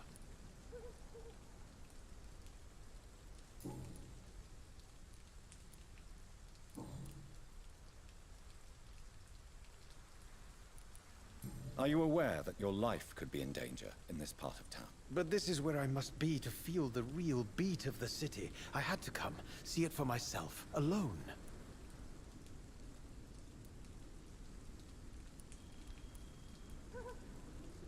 I understand your need for solitude, but it's not safe around here. I don't care. I don't have many friends, Doctor, and my family despises me. If some misfortune came upon you, who would be here to help you? Well, you, for a start, my dear Doctor.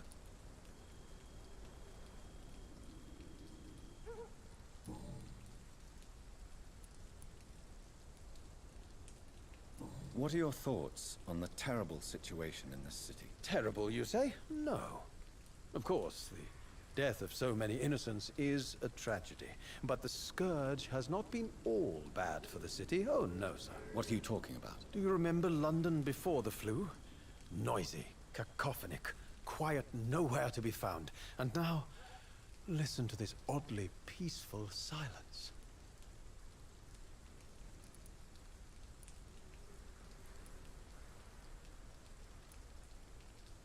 Yes. The enjoyable silence of the grave. You have a unique perspective on the situation, I must admit. Most people fail to understand my perspective. I don't blame them. But how could I call myself a poet if I veiled my feelings? May I ask what you're doing at this hour of night, sir? Do you live here? Not at all. I'm just enjoying the pleasure of a quiet walk. Though night talks are always preferable, if you ask me. Especially with strangers. But are you not afraid of the epidemic? Oh, why should I? I see some equity in the Spanish flu. No flesh should be saved, say the scriptures. Good or evil, rich or poor, all are equal in the eyes of the flu. If you say so. But as a physician in a time of epidemic, I must caution you to avoid unnecessary exposure, sir. Thank you, Doctor. But we both know the seeker of truth has to go boldly where the weak dare not.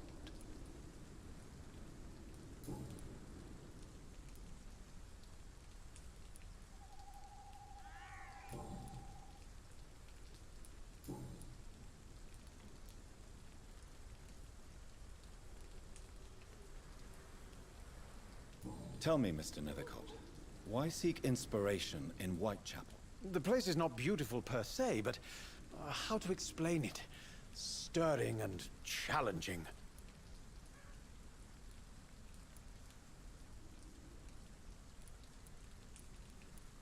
In what way, exactly? The struggle by gaslight, the barren smiles and the added hunger under the rain. If you say so. Such vibrant antagonism and vivid paradox. The stripped humanity raged across each street. Vivid, of course, yes. And what about the poignant distress? Oh yes, the poignant distress. You see what I mean, don't you? That's what I want to write about, and that's what Whitechapel is made of. Do you not think it a little morbid? On the contrary, sir. Whitechapel is full of life, full of beauty. Just like my dear muse, the wonderful Camellia. What can you tell me about Camellia? Not much. And that's the beauty of it. She can't speak, you know. She's a locked mystery who exhales kindness and sweetness.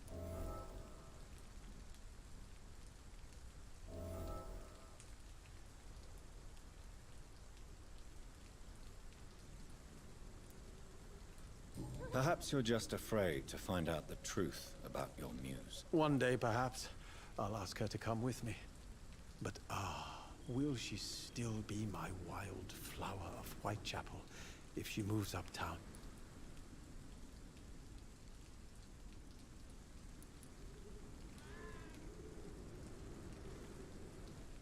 And have you ever tried to learn more about her? Where she lives? How she survives? Whom she may know? Maybe I prefer she remains an enigma. Reality can be so dull, don't you think?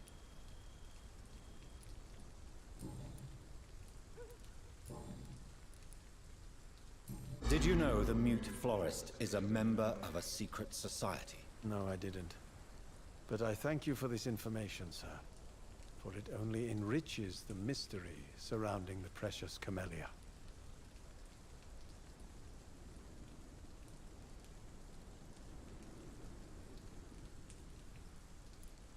Are you not curious?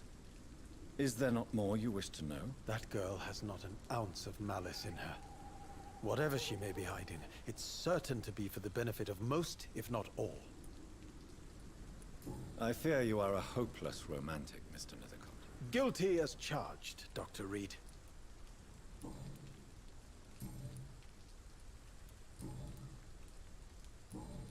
I'll leave you alone, sir. Darius is a bit less of a mystery now. It should not be that difficult to incite him to let me in.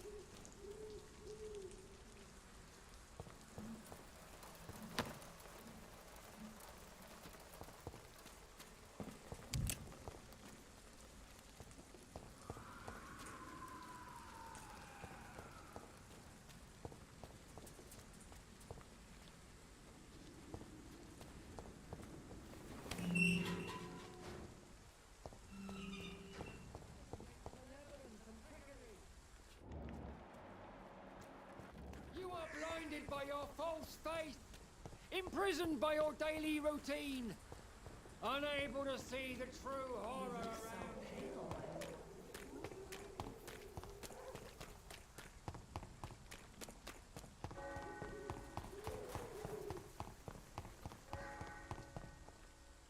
Hello again, miss.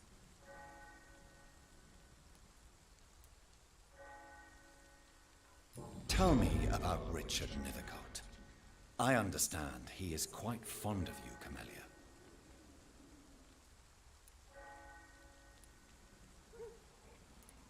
I know you understand what I'm saying.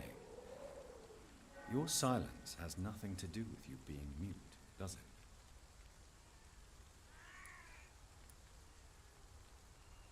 it? Very well. Goodbye, then.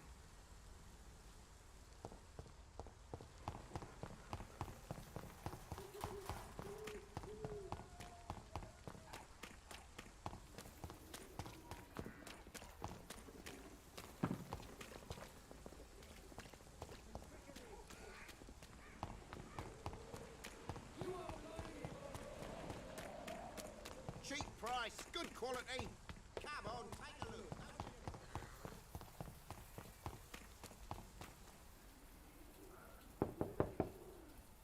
Mr. Petrescu, just 1 minute, please. You again. Go away. Sir, wait. Stop this nonsense. I know Nurse Crane is here. Shall we speak man to man, you and I? All right. Speak up. Don't you see we're on the same side? We fight to help the poor, sick, and abandoned. I'm nothing like you, Mr. Doctor. Yes, you are. You too believe in providing medical care without charge. You know what we have to sacrifice to make the world a better place. I have to admit your words have conviction. All right, I'll let you see Dorothea. Don't make me regret this, though.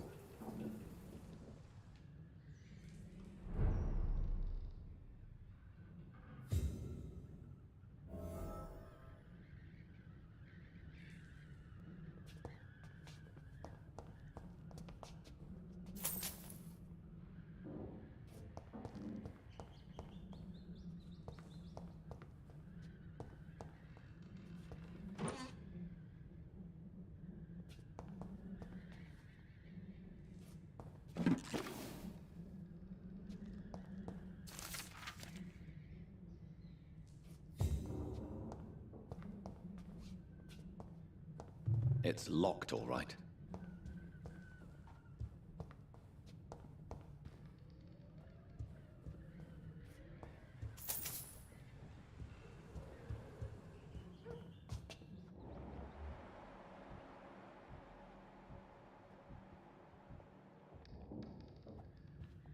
If you want to talk to Dorothea, you must go across the courtyard and take the stairs. We've not been formally introduced.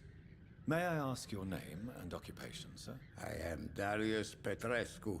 I'm here to keep snitches and spies away from Dorothea. And I also run this little print shop.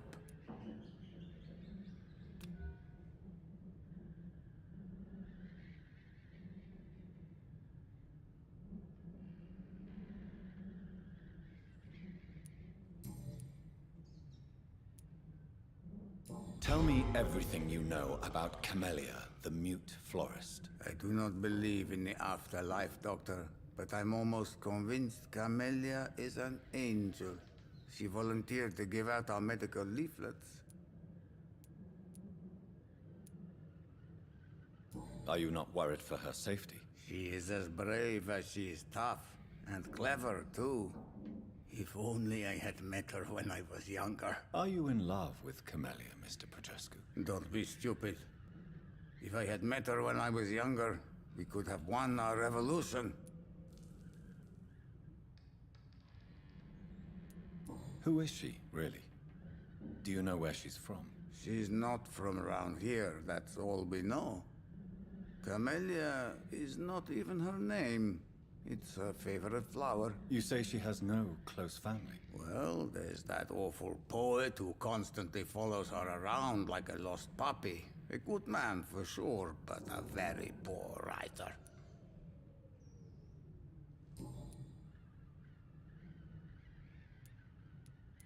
Tell me everything you know about Camellia, the mute florist. I do not believe in the after. So Dorothy's real name is not Crane? Like myself and many people in this area. Dorothea is from occupied Romania. That's all you need to know. She seems important to the community. More than you can imagine. The West End does not want to hear of Whitechapel's misery. Dorothea is one of the few doing something about it.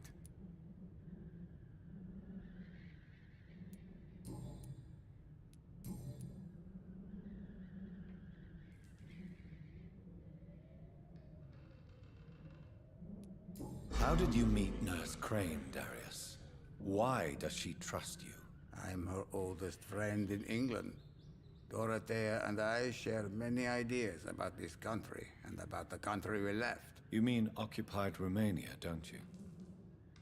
Even if not directly, I fought against your enemies. Really?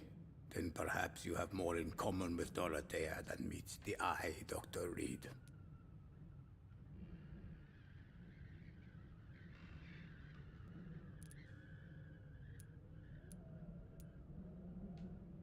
Do you have any family left, Mr. Petrescu?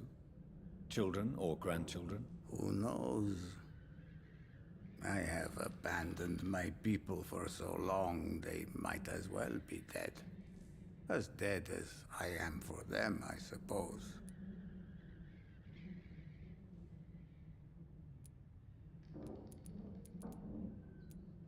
Don't be embarrassed, sir. If you must know, my own father disappeared many years ago, and I forgave him. It's quite awkward to talk about our families like this, but thank you, Dr. Reed. I appreciate your trust.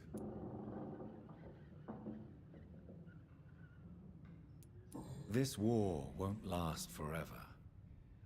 Did you ever think of returning to your country now it's free? No. I have taught strength and determination to my sons and daughters.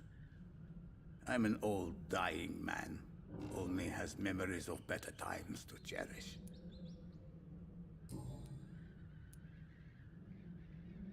I know you fought for your country when it was occupied, Darius.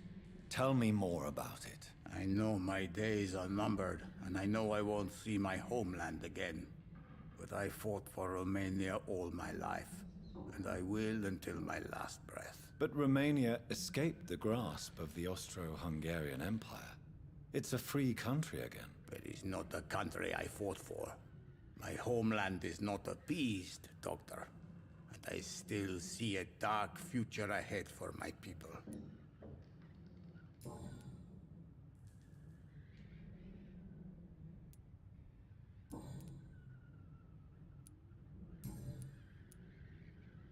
Goodbye, Mr. Petrescu.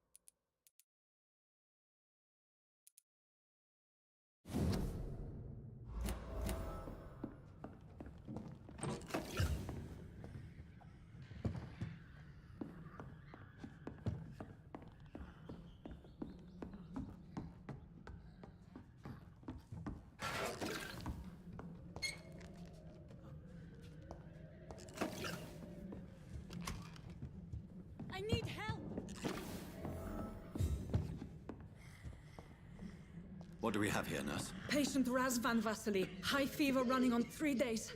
Complaints of dizziness, muscle aches, and head pain. Diagnosed with influenza. Treatment? Aspirin and salicin for the fever and discomfort.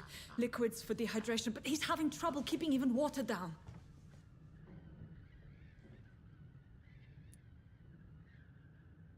Aspirin and salicin, you say? Why not some warm milk and a kiss on the cheek? Where are the quinine salts? Tried buying, borrowing, even stealing. There's none to be found, Doctor. He's not convulsing, he's choking. He's not getting any air. Scalpel! Hand me that scalpel! What can I do, Doctor?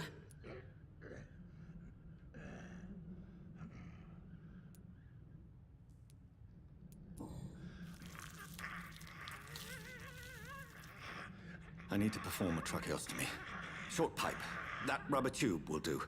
We're going to cut a passage for air through the neck. Yes, Doctor.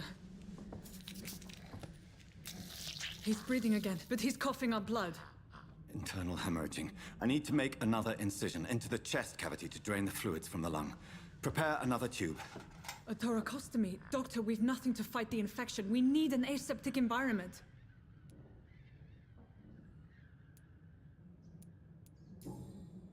Right then, Nurse Crane. What do you suggest we do?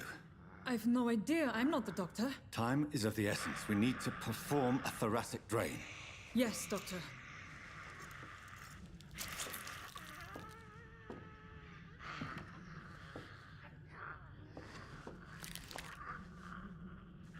He's still bleeding, Doctor.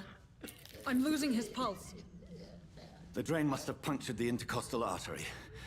There's too much blood. Are you all right, Doctor? I can't see.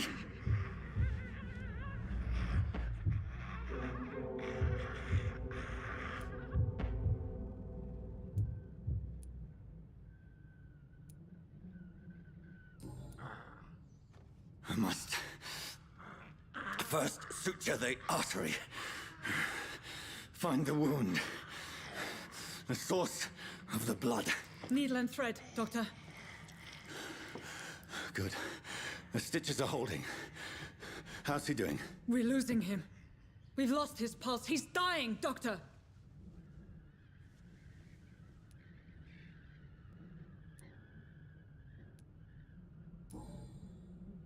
Cardiac massage, now. Cardiac... What? Are you making this up as you go along?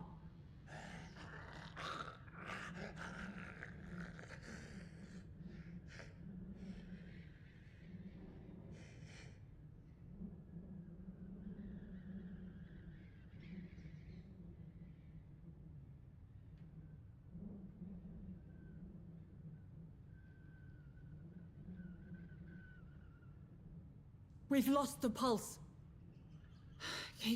He's gone, Doctor. Nurse, we did everything we could. Truly? Everything you could. Is that how you'll report this in your log? Is this how the war went? Piling up one poor corpse beside the next? This was not an influenza-induced seizure. I've never seen symptoms like these on the continent. Neither have I. But the previous symptoms leading up to this attack were the same, indistinguishable from the epidemic. No. There was something more vile in these reactions. Something primitive. There have been numerous reports of mental breakdowns caused by the fever that accompanies the fluid self, Doctor. Yes, but... I'd best take some samples of the blood for analysis.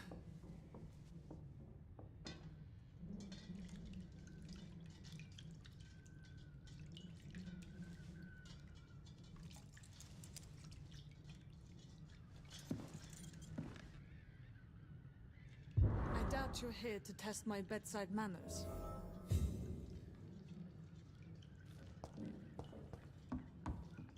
It's locked, all right. So what do I owe this courtesy? I suspect it was more than intuition alone that led you to us. So, how might I be of service, Dr. Reed?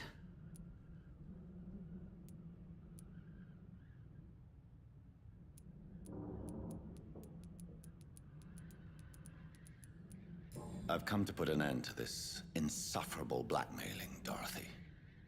Doctor, you think your warnings scare me? I've stolen and plied, blackmailed and lied, but what else am I to do? I'm all these people have.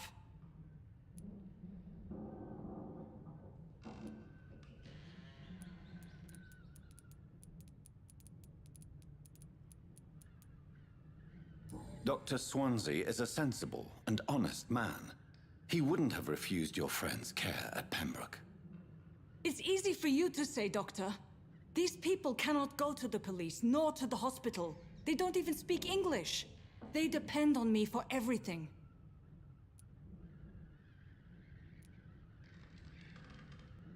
But why Lady Ashbury? Why her, of all people? She's pristine and proper, all right. But that she-wolf in sheep's clothing murders the poor for sport. I have her where she belongs, and I'll milk her for all she's got. So, the end justifies the means. Is that your defense? I know you're kind, Doctor. Just another fine-heeled, silver-spooned gentleman who was given the world on a platter. You know nothing of poverty. Nothing of the shame, the hunger, the loneliness.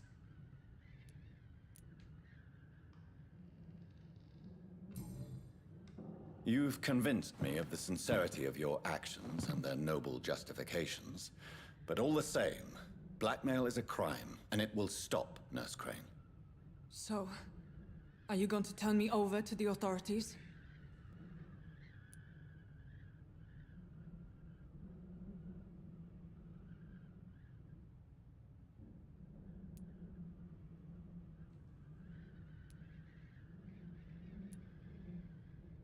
Listen very carefully, Dorothy. You will erase from your memory everything you pretend to know about Lady Ashbury and Pembroke Hospital. Let that rich bitch off the hook over my dead Nurse body. Crane, enough. Listen as if your life depended on every word. I know you've a generous heart who gives freely to those in need, but you shall walk away from the shadier streets of your business. I will never abandon... Dorothy, the discussion has come to a close. Your clandestine activities in the Resistance are over. Let it go. I'll let it go. Yes. All gone.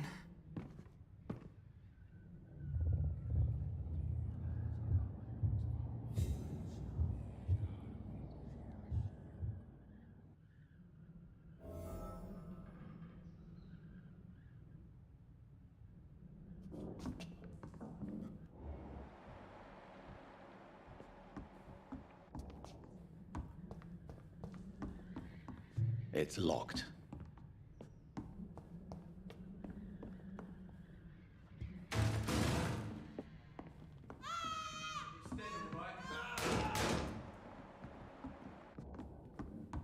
Oh, this one stinks already. Dive! Over there!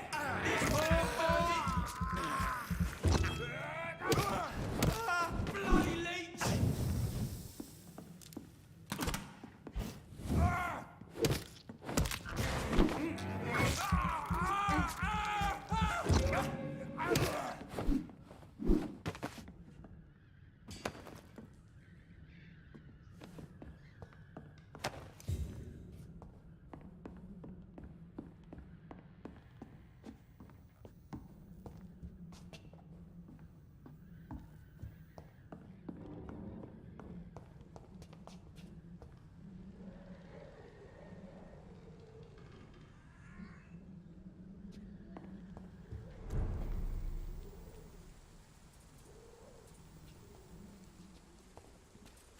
Crush the leech, boys!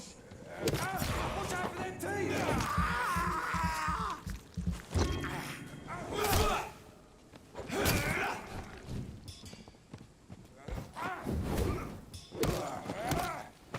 He's fast!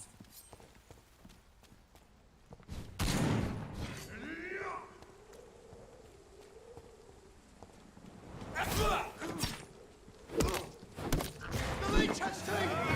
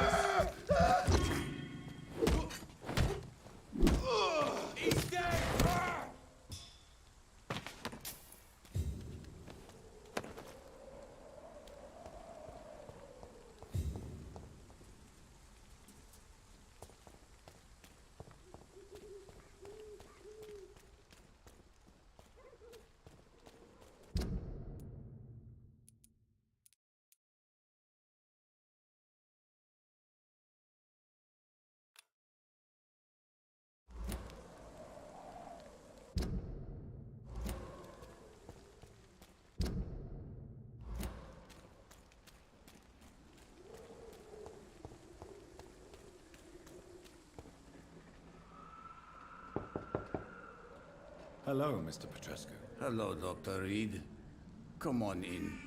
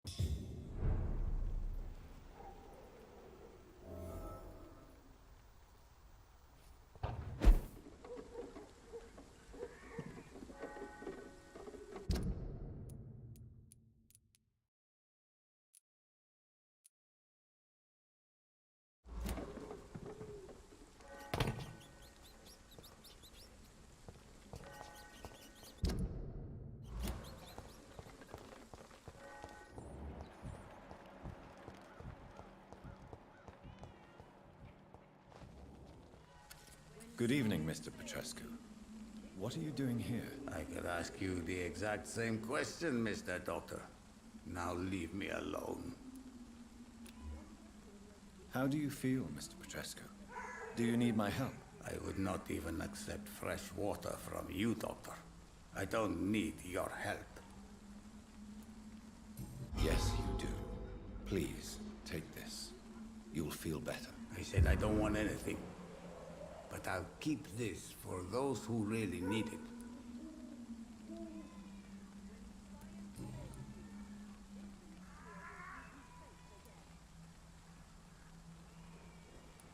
Are you living on the streets, Mr. Petrescu? And why not? Those who believe they'll be safe behind walls are blind. Why are you so aggressive? I remember the night you came here and convinced me to open my door to you, sir. I'd like to punch you right on your chops. What about your house? My house is always open to any poor soul needing a roof. All my work here is lost now that Dorothea is gone, thanks to you. What do you plan to do now that Nurse Crane is gone? I'm not sure. Strange men came to see me after Dorothea's death, with strange weapons and very odd stories.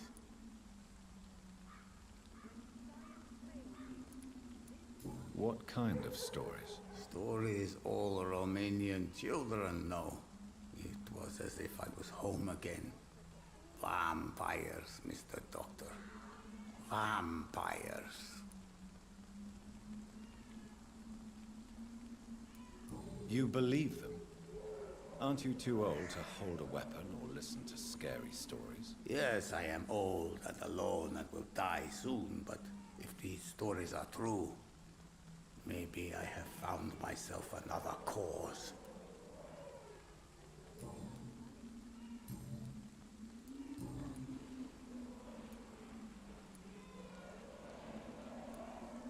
Tell me everything you know about Camellia. I do not...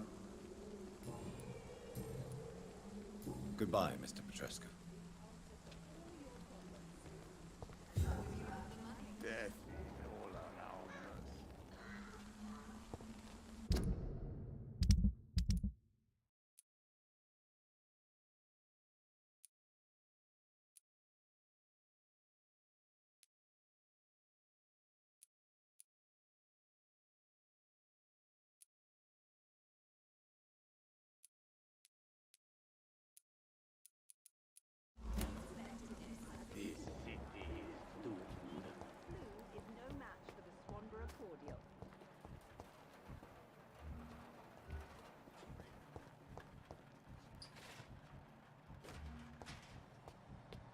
Someday you'll understand. You've wasted your life away. How are you, boy? I'm not your boy, all right? Now piss off. Do you need assistance? Please. Feeling tired these days. There you go. Let's hope nobody steals it from you. Very funny.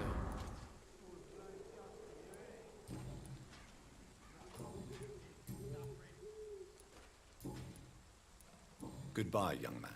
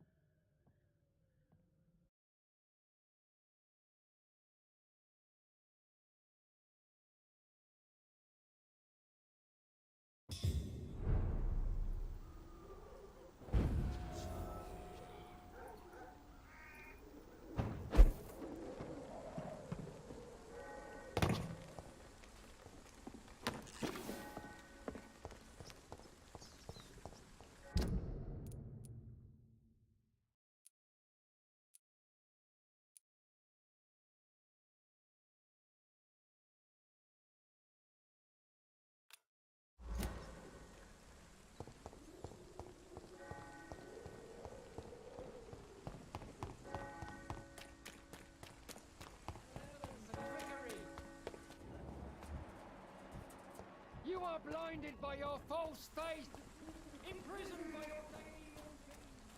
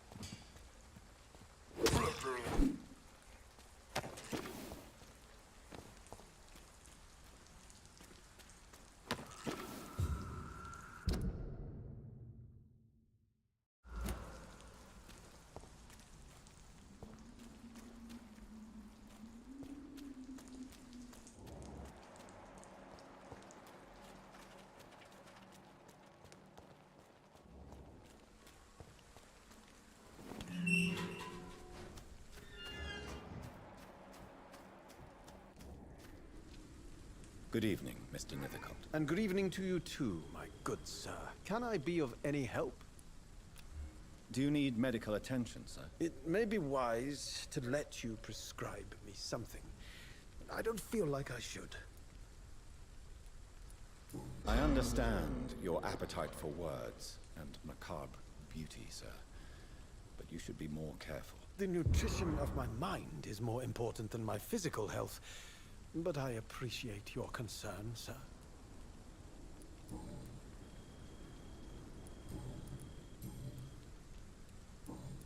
I'll leave you alone, sir.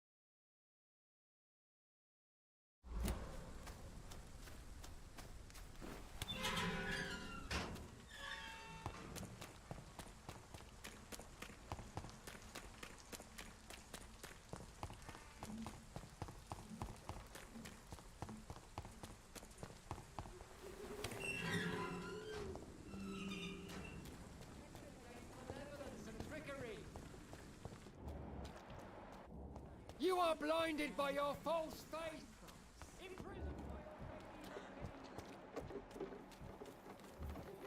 You look so pale, my... Good evening, Christina. Change your mind, Mr. Reed?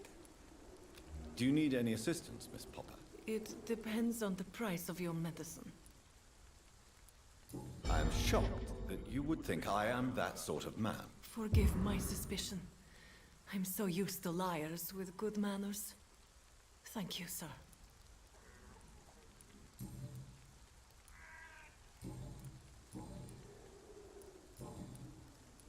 Goodbye, miss. Take care of yourself as best you can.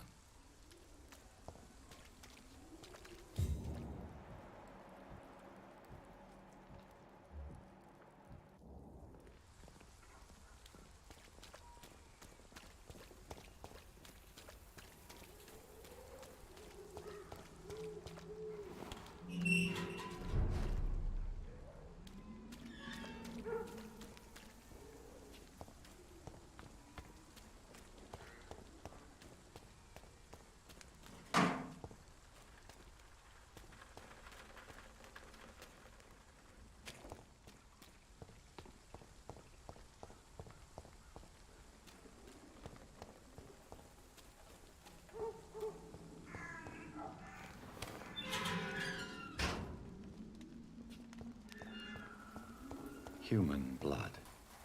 Whoever left these marks did so deliberately.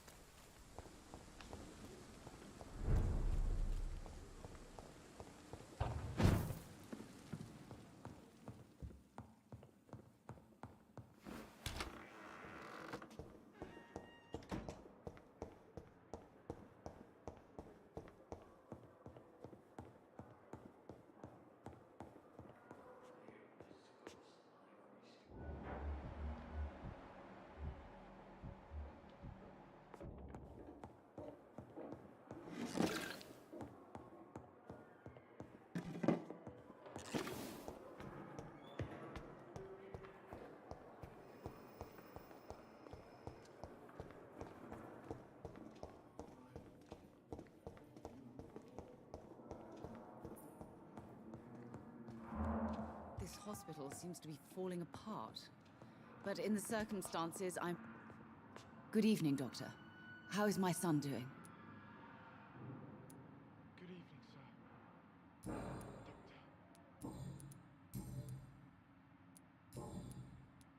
Goodbye, Mrs. Goswick.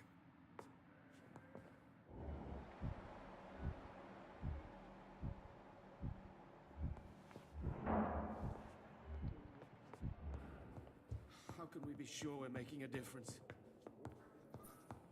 My sweet girl. Reads me like a woman.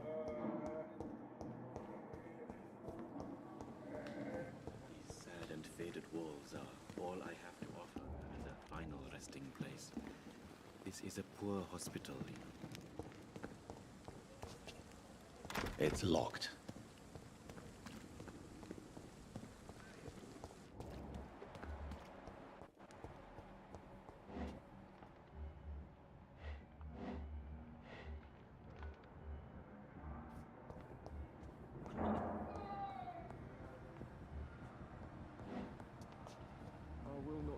down, my boy.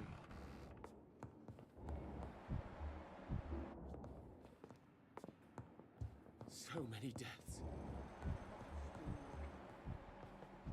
How can we be sure we're making a difference?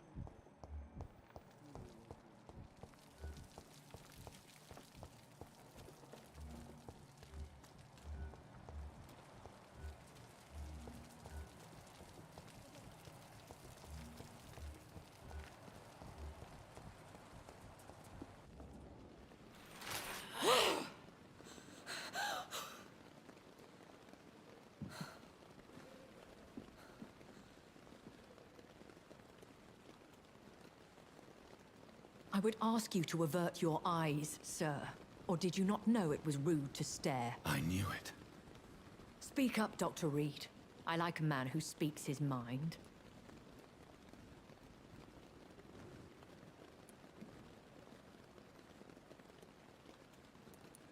Hiding your true appetites behind a facade of compassion.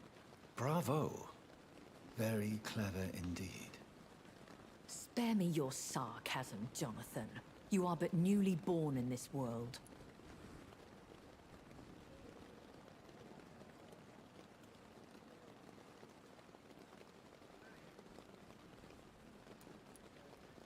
No need to apologize, my lady. I know exactly what you endure. The situation is somewhat awkward nonetheless. I have not been observed sustaining myself for many decades. I have to say I'm a trifle embarrassed. Anyway, I have concluded my inquiries concerning your blackmailer. I see. Please excuse my agitated state. Under normal circumstances, I wouldn't let anyone see me in this condition. The case is closed, your ladyship. The person who took advantage of you has, shall we say, seen the error of her ways. So who was it? My lady, the blackmailer was dealt with using the utmost discretion. The culprit's identity is of no relevance. Thank you, Jonathan. That is exactly what I needed from you. You have proven your loyalty, so, as a friend, please accept this small token of my appreciation. Thank you, my lady. If you have an inclination to learn more about vampires or your current situation, I will be glad to aid you in your quest for knowledge.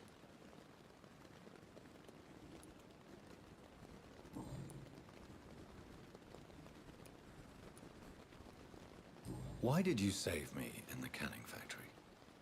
I could hardly stand by and watch such a promising young blood as yourself be torn to shreds by some gutter scowl. William Bishop wasn't the vampire that created me then. No, Jonathan. Whatever their strength and demeanor, Scowls are the progeny of careless vampires. It cannot be the other way round. What type of vampire is a Scowl? Not a true vampire. The deformed offspring of lesser vampires. It is a shame these creatures run wild, slaves to their baser instincts. I know this is beyond the pale, but may I inquire your age? Really? And I thought you were gentlemen. If you must know, I'm 27. I've been 27 for a long time now, and 27 I shall remain.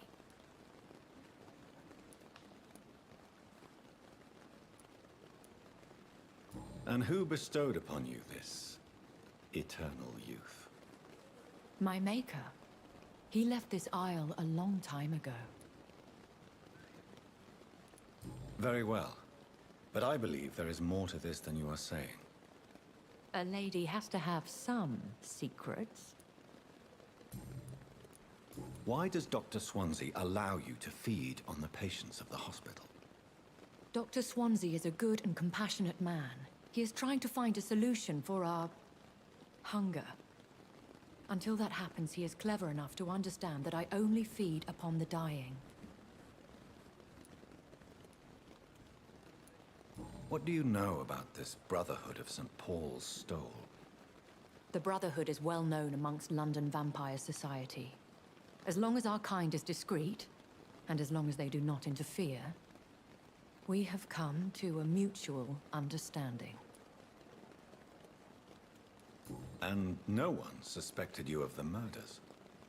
As you well know, suspicion has recently fallen on me of killing for pleasure. But you have my word, Jonathan. I take no pleasure in taking a life.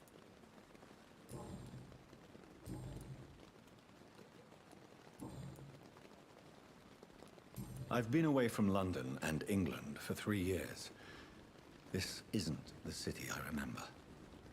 Things have gone from bad to worse here, Jonathan. I've lived in this city for a long time, and I've never seen it like this.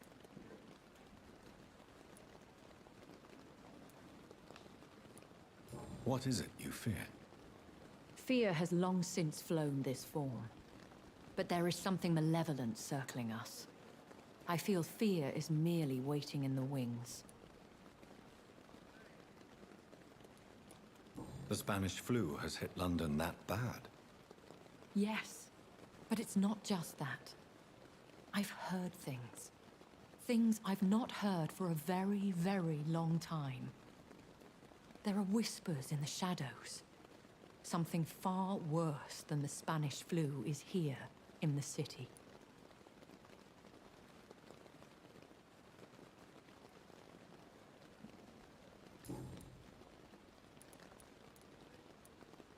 When I awoke, changed, I was chased and attacked by vampire hunters. Prepared and well-trained. Though I can't be certain, more than likely it was the once glorious Guard of Priwen.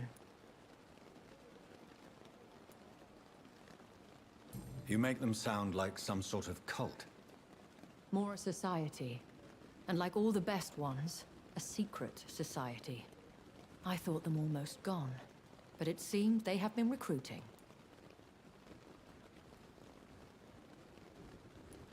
Once glorious, but still dangerous.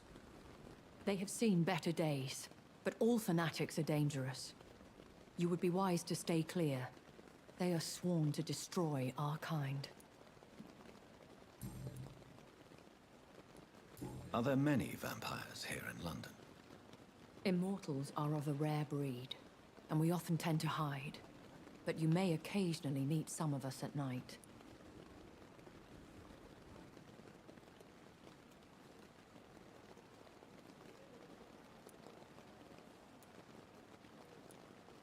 Will they all be as affable as you, my lady? I do not see why not. But remember, even the shark smiles before he bites. That sounds like a lesson from experience. Vampire politics are as intricate and sometimes tedious as a game of chess in a gentleman's club. I've learned from experience it is best to decline to play. Do you know any of them? Have you an idea of the identity of the vampire who attacked me? You mean your maker? No, Jonathan, I have no clue. But I fear he or she is as careless as cruel. To let you discover your new condition by yourself. What do you mean? Every now and then, you may discover an immortal in the deep of the night. But we are a rare and reclusive breed. Our progeny is almost never accidental.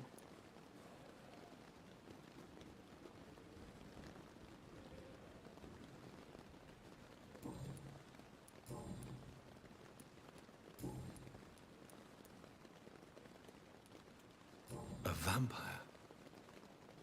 Is that what I am? What we are? Such a crude word, defined by penny dreadfuls and drunken hacks. No. You are now an Ekon, and that you shall remain.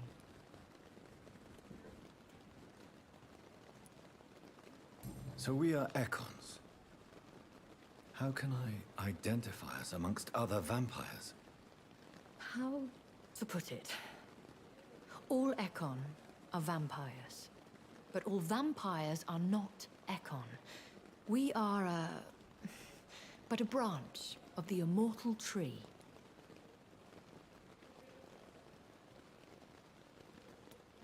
Are you an Ekon too? Yes, I am. We are the closest thing to what man refers to as vampires. Forget what you think you know about us.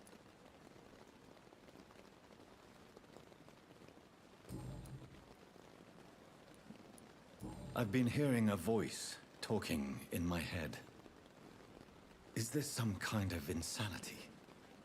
It feels like the voice of the vampire that created me. Hush. Tell no one this. It would be unwise to talk of such things amongst British immortals.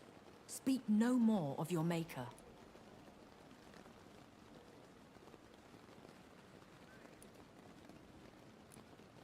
How could this cause offense? Only the powerful immortals can mentally call to their progeny. No vampire or hunter will sleep easy, knowing that an unidentified elder is stalking the streets of London. Excuse my forwardness, but... are you my maker? Me? Goodness, no. Only a foolish immortal would create a progeny without taking precaution, and I'm no fool.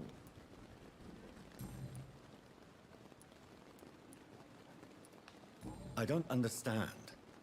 Why was I created and then left for dead? That is a question only the one who made you can answer. It's not normal practice. I doubt even if you find him, he will answer you, considering how cruelly he treated you.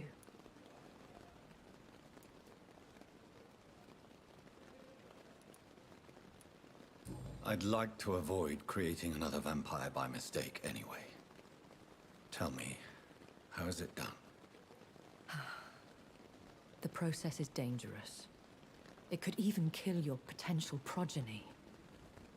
If you did decide to sire an offspring, they must drink of your blood, Jonathan. So me being a vampire could have been a mistake. I very much doubt it, Jonathan. Contrary to the legends, it is not as simple to make another vampire by just biting someone.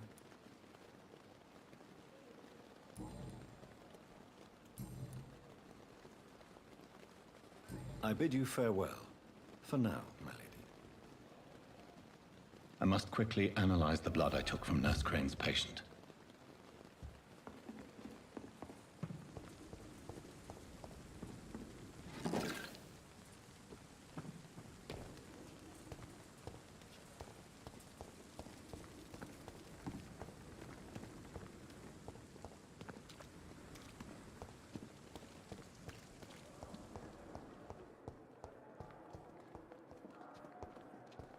They may lack the resources, but we have some of the most brilliant minds in London at Pembroke.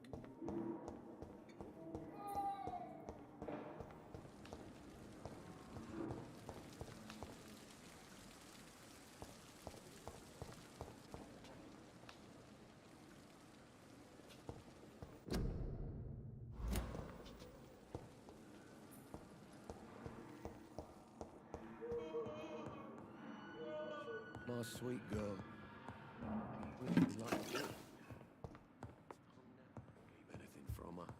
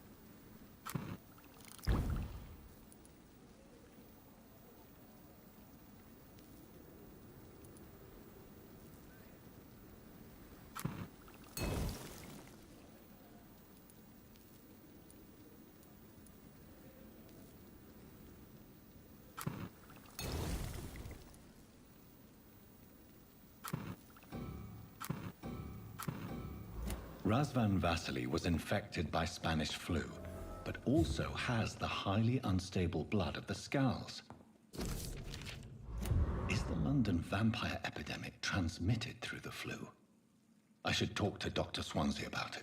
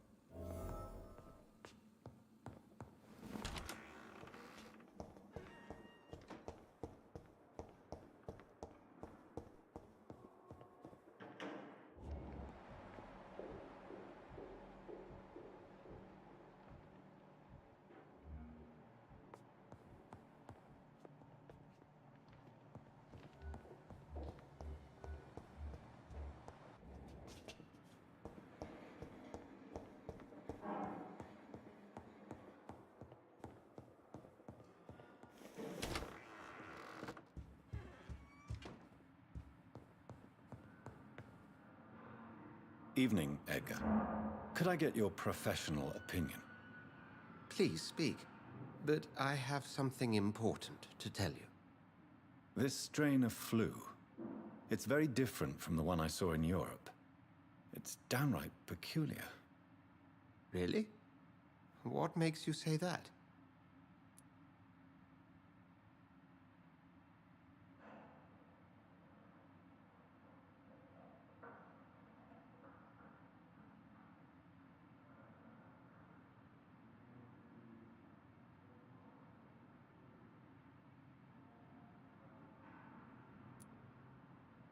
I've just looked at the blood of one of our recently deceased. I see. Do you have anything more to go on? This disease spreads and looks like the Spanish flu, but its effects differ greatly. The London strain is different from the continental one. This is very interesting. Did you find something else?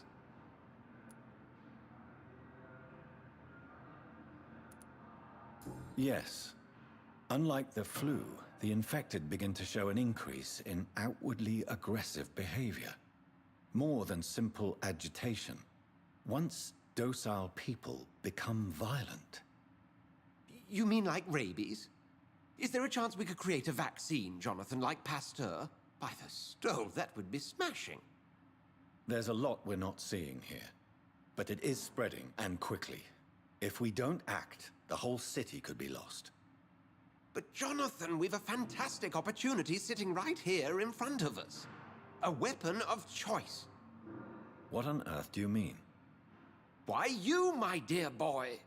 With your expertise and your blood, we could isolate the properties that course through your veins. Think about the possibilities.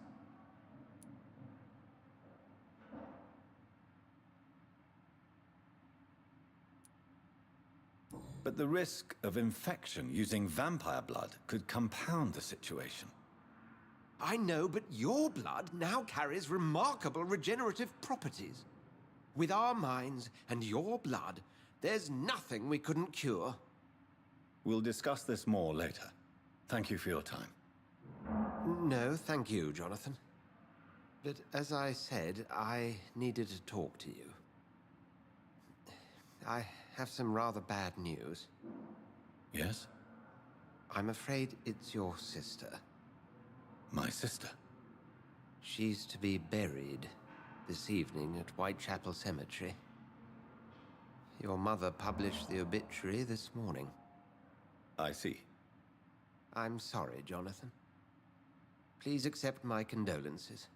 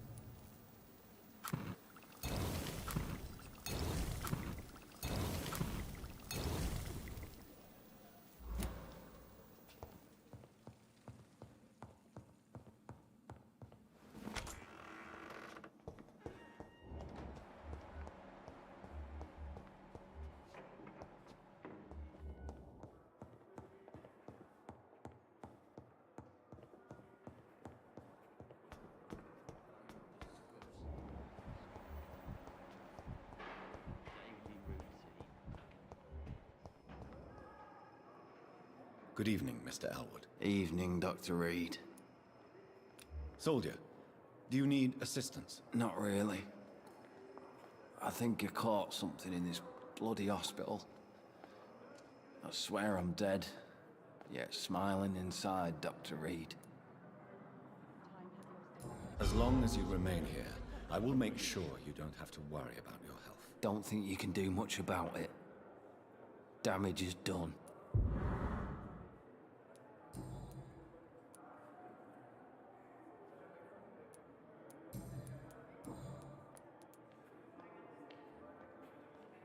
How close are you to Miss Horcroft?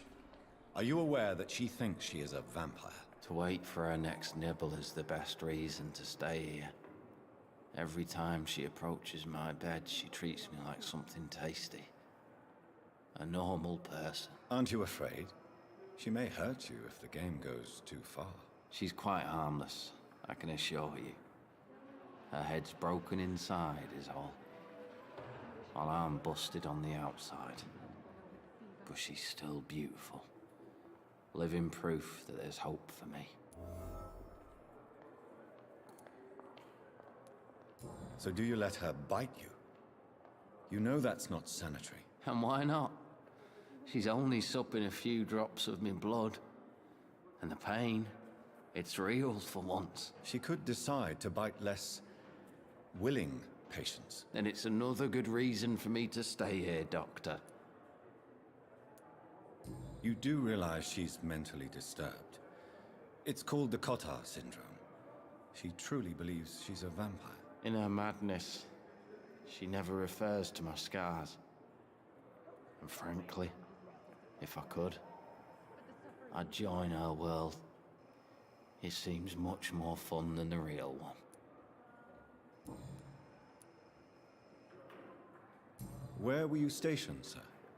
Did you serve for long? I really don't want to talk about all this shit. No offense. I was pushing too much. I served in France myself. I just wanted to know what happened to you. You were an officer, weren't you? Then I doubt we fought the same war, sir. No offense.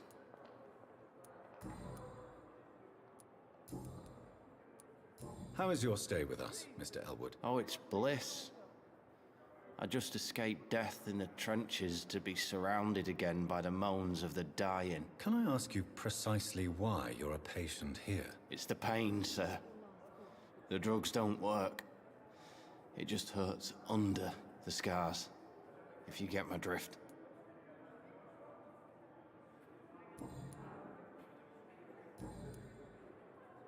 Goodbye for now, Mr. Elwood. Damn. The pain. It's here again. Time has lost its effect on me, but the suffering continues.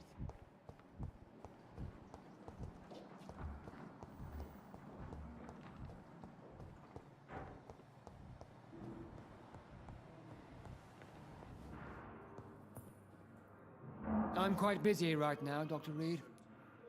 Do you need my assistance? Don't be ridiculous. I'm capable of dealing with this myself. I've just not taken the time to do so. Then you are lucky that I have taken the time to do so. Consider it a gesture of solidarity between professionals. I wish this hospital could have received as much attention from you, Dr. Reed. We do not see you in surgery very often.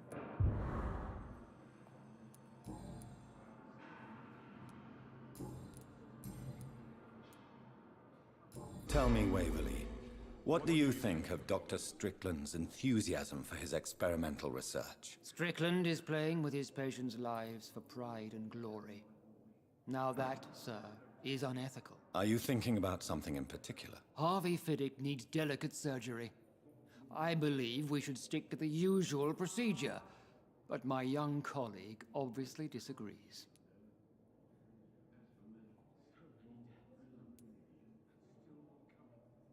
Why do you wish to lead this surgery? I strongly believe that Mr. Fiddick should not be butchered to test an unproven procedure.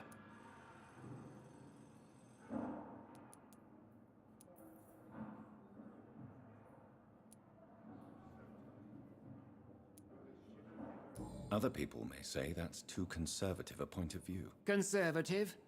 And what are you going to say to Mr. Fiddick if he loses his arm because of the operation? Because that's what's going to happen if the surgery is a failure.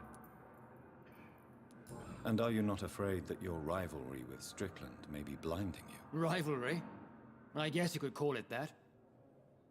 But I will never be childish enough to let my personal feelings affect my judgment.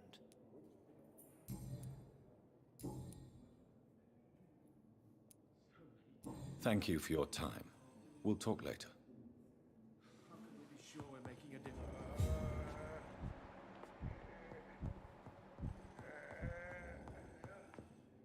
Good evening, Mr. Fiddick. Good evening, Dr. Reed. Any news about my operation? Is there anything else that's bothering you? Can I help in any way? Really? Why has no one else asked me that since I got here? I thought I was in a hospital. Unfortunately, you are not the only person who needs help. And complaining about it won't do you any good. Well, perhaps you're right, Dr. Reed. I'm sure if me missus was still alive, she wouldn't be happy with me going on like this.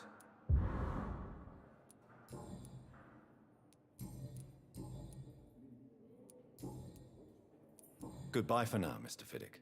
I'll see you later. You always knew the words to calm the children, Ellen. As for me, what a blundering idiot. I'm so tired. Will this shift never end?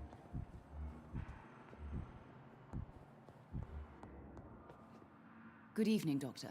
How is my son doing? Do you require medical attention as well, Mrs. Goswick? Do you know you're the only one who's asked me this? No. I don't feel well, actually. Despite what you think about this place, I can tell you with absolute certainty, taking this will help you recover. Well, at least your reputation seems well deserved. Unfortunately, I can't say the same for this hospital.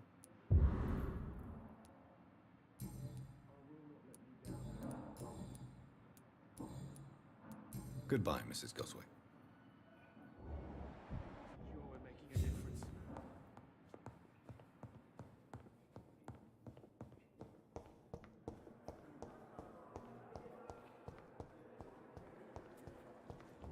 I never thought I would have to attend my murdered sister's funeral. Mary. Good evening, Milton. Good evening, Doctor. Still trying to save lives? Do you need any medical help, Milton? I'm afraid I do. Like everyone in this hospital. It's a sad state of affairs when even the hospital workers are worried about disease. Our job brings us into contact with all kinds of infections, Milton. There's no shame in being ill while you're in a hospital. That's easy for you to say, Doctor. I get the feeling you don't fall sick often. Well, thanks, anyway.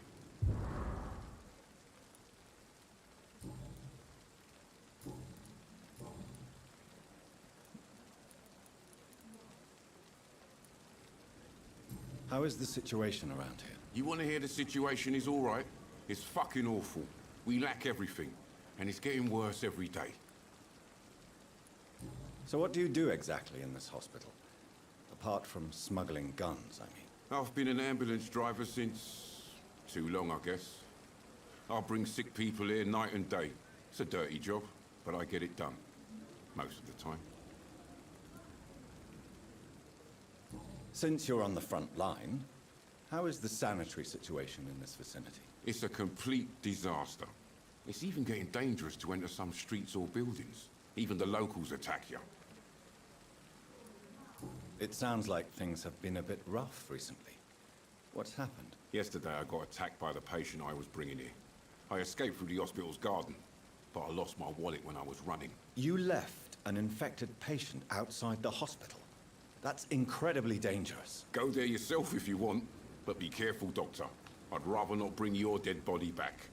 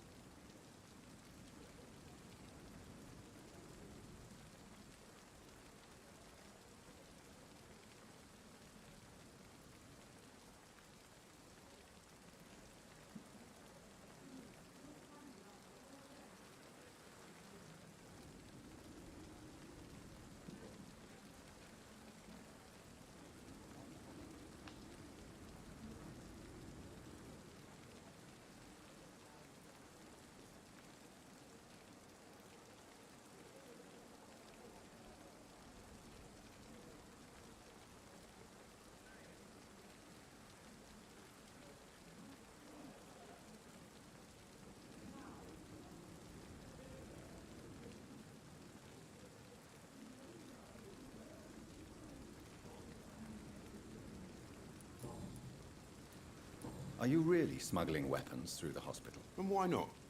I've already been attacked by patients, you know. And by gang members willing to steal my money. But you're not defending yourself. You're selling guns to civilians. You keep people alive your own way, Doctor. I offer them another way to protect their health.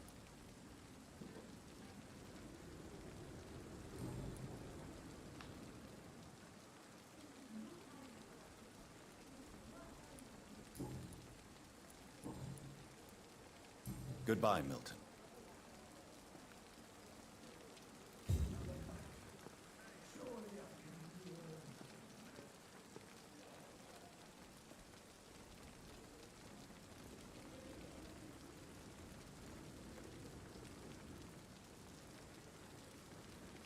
At least that mistress of the dark stop following me.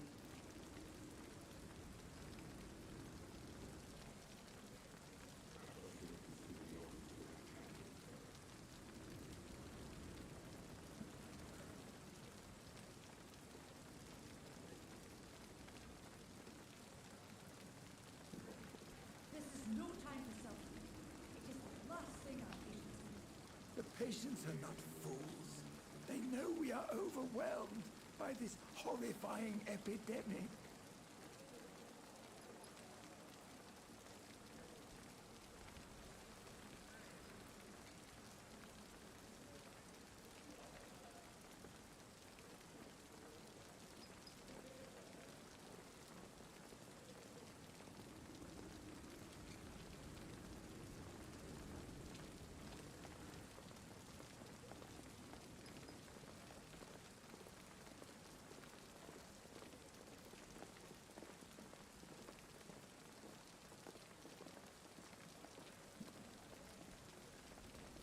We must prove that we are capable of.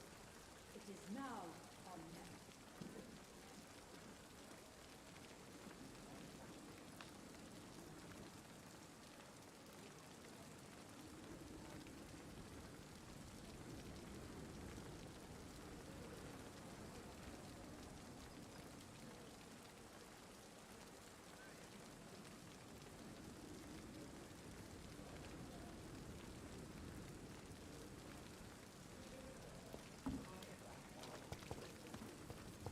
Really pissed me off this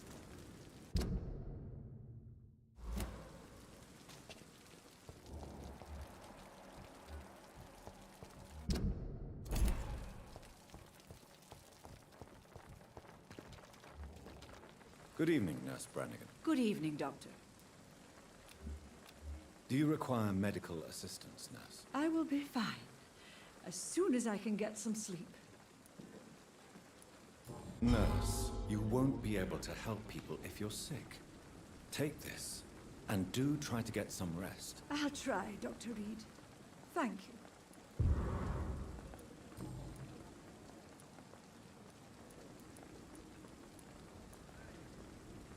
How are things here? Not good, to say the least. An invisible enemy. Quite a poet. Sorry, Doctor. These last few weeks have been... Do you think this hospital can survive the epidemic? We are all volunteer... I'm not familiar with all the staff yet. Brilliant professionals. Most of them. Most of them. Is there... It would be inappropriate for me to speak ill of... Nurse Brannigan, if you do know something, please tell... No. I may disagree with some...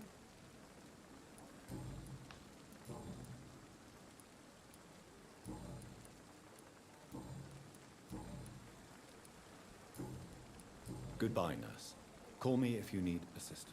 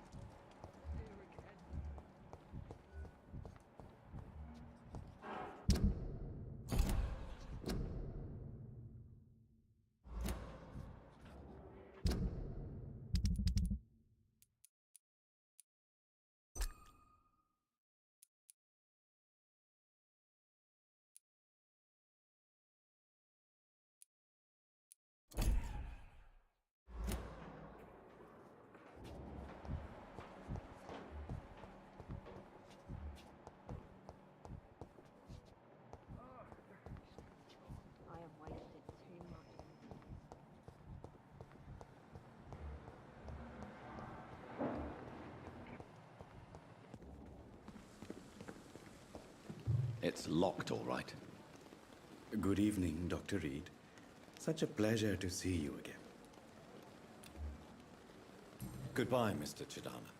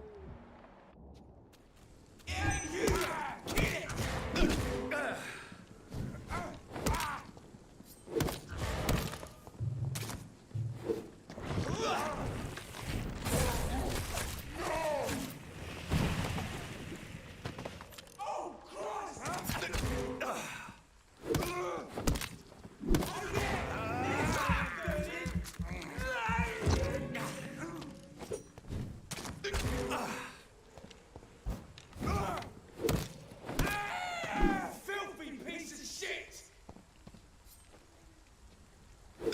Murder! That's what you do with leeches.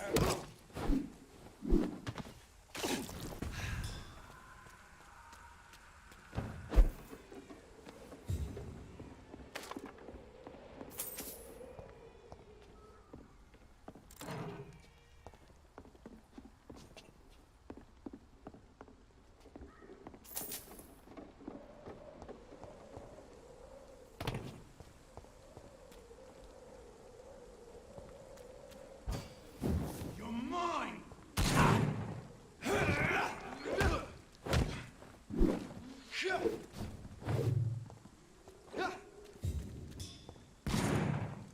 I'll kill you!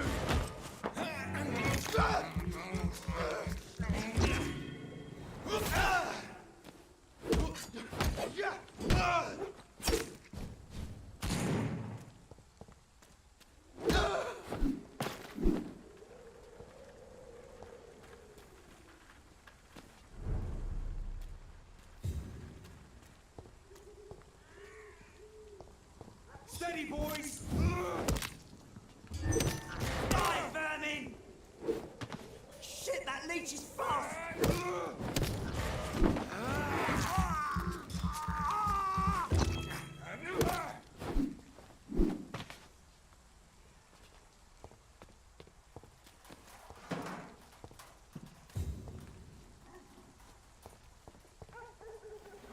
My dear sister, I don't know if I have the strength.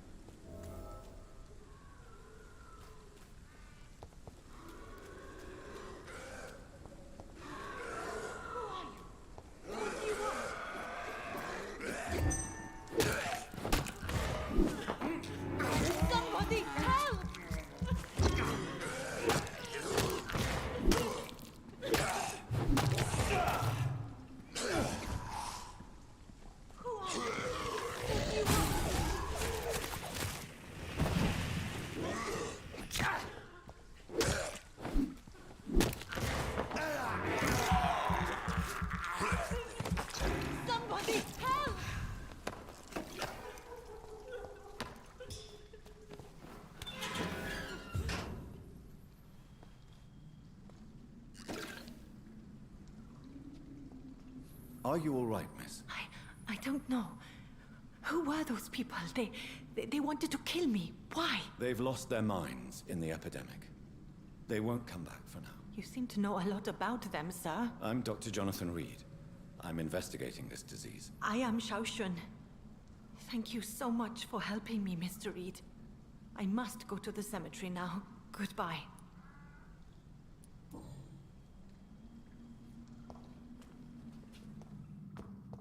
Carnage. Is Father Whitaker's disciple among the bodies, I wonder?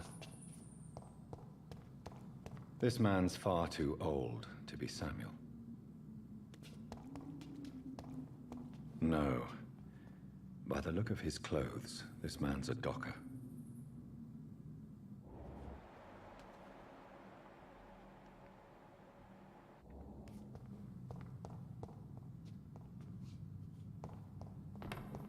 Samuel isn't here. I had better follow the blood trail.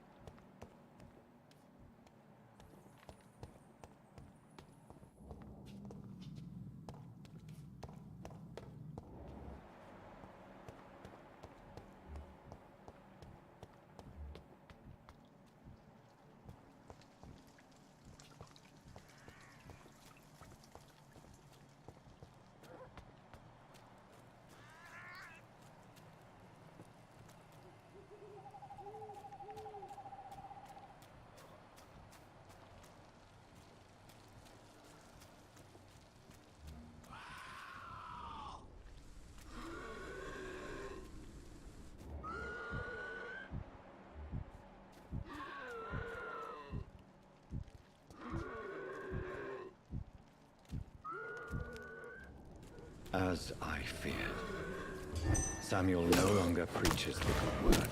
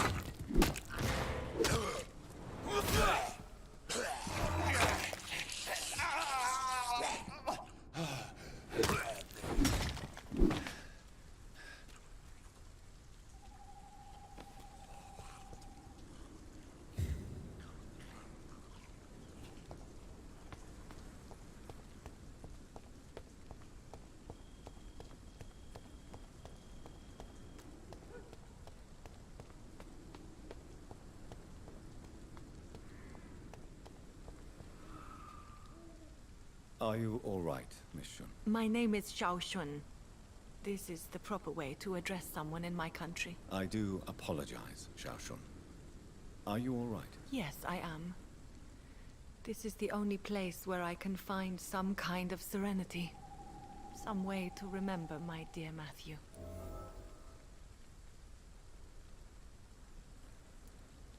Have you recent news of Nurse Crane and her dispensary? I heard that she used to help the refugees, but unfortunately you don't see her around anymore.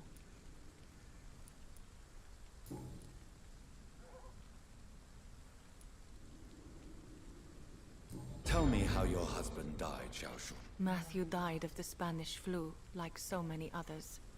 It's a mundane cause of death these days, but for me it meant the end of the world. At this time, there is so little medical science can do to defeat this terrible epidemic. I'm truly sorry. The worst thing is not his death, even if it tears me apart. The worst is not to have seen it coming, to have lost him so quickly, even before realizing it. Did he hide his condition from you? Matthew was a smiling type, a happy sort. Everything that I am not. Did he laugh at his death to come, or did he not realize what was going to happen? I'll never know. The Spanish flu may be the worst disease mankind has ever faced. Why are you blaming yourself? You don't understand. I didn't know he was so sick. I didn't realize the gravity of his situation until it was too late. As harsh as this sounds, we are all equally vulnerable to this awful disease. It can take the strongest man in just a couple of days. I never said goodbye to Matthew. We never realized how bad it was. We laughed about it even. He always made me laugh. Now I don't have enough tears to shed.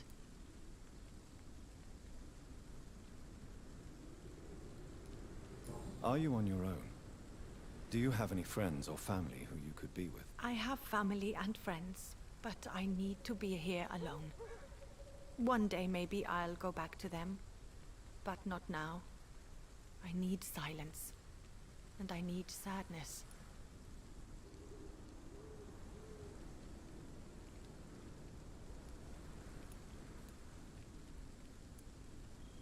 I've seen many deaths in my life, and we all grieve in our own way.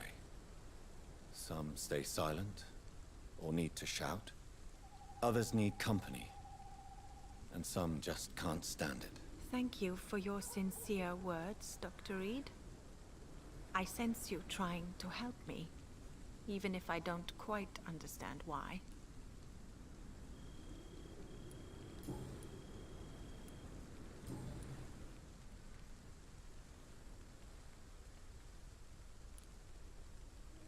Are you a doctor yourself? Is this why you feel so guilty for not saving your sick husband? No, I am not. But I still need to blame someone for Matthew's death. And who else, if not his wife, who did not see it coming? I'm a physician, one of the best in the country. But I was unable to save my own sister, Mary. She died in my arms. Why tell me this? Is it supposed to make me feel better? No. But I wanted you to know that you have done nothing wrong. Unlike me. May I ask what caused the death of your sister? You could say she was also killed by a terrible disease. A disease I have sworn to fight and cure, no matter how long it takes. Thank you for sharing that with me, Dr. Reed. Maybe it's time we start to rebuild our lives, you and I.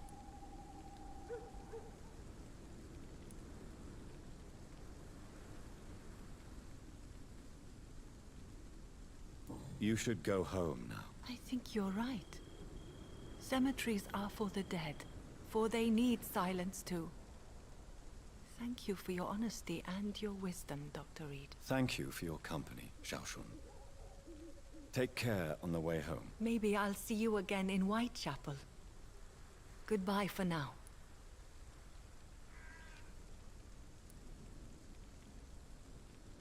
You realize you can't stay here forever, don't you? Why?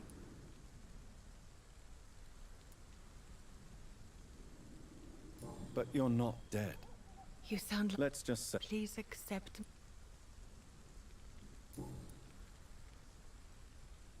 Goodbye for now. So many new graves. Why do I still feel so disconnected from the others then?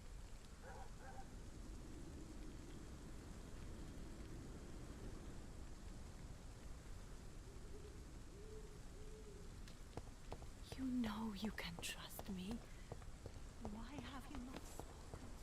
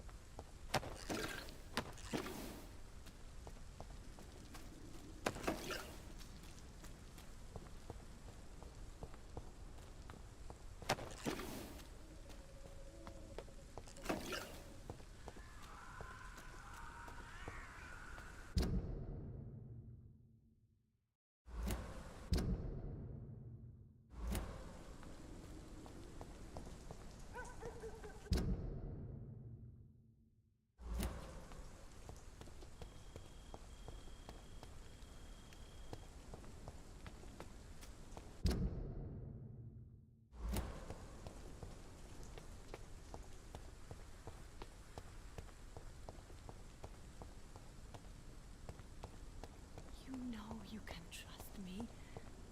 Why have you not spoken to me?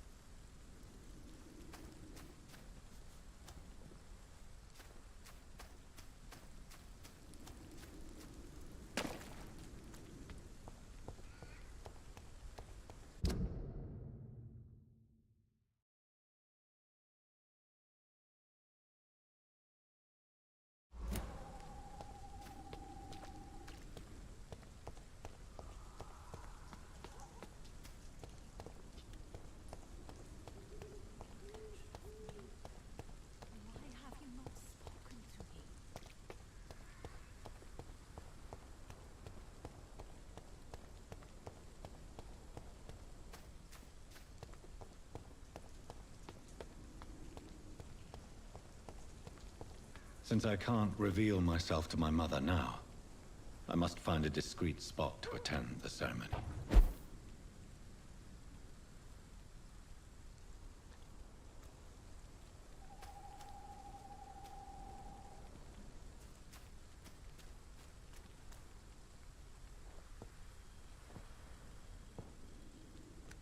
I am the resurrection and the life. He that believeth in me, though he were dead, yet shall he live. And whosoever liveth and believeth in me shall never die. We commend unto thy hands of mercy, most merciful Father, the soul of our sister departed, and we commit her body to the ground. Earth to earth, ashes to ashes, dust to dust.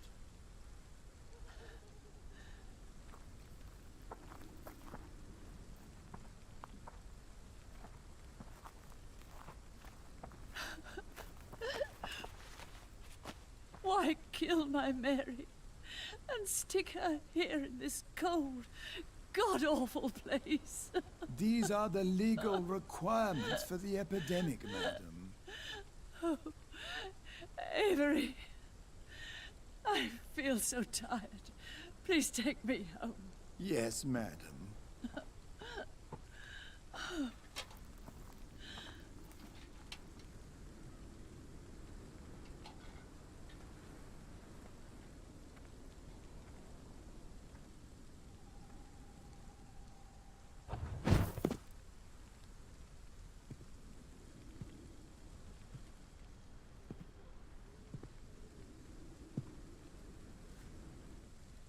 Oh, Mary.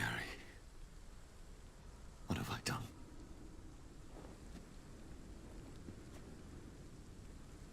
If I could only change one thing. One thing. This is a nightmare.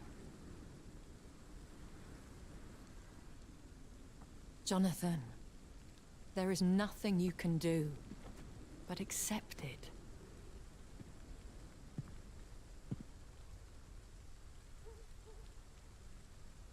What brings you here? I thought you could use the company. I am so sorry for your loss, Jonathan.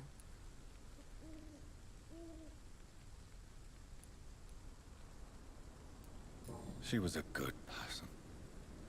Vibrant, full of life. She was kindness incarnate, my Mary. You're a good person, Jonathan. And a young Ekon. A newborn cast into the night without so much as a candle to guide your way. She had been scouring the most dangerous parts of London in search of me. And it led to her death. Jonathan, don't. I still hear her last thoughts. They echo in my head. Her mind shattered, and it haunts me. Jonathan, stop. Listen carefully. You must come to terms with this. You must learn to live with what happened.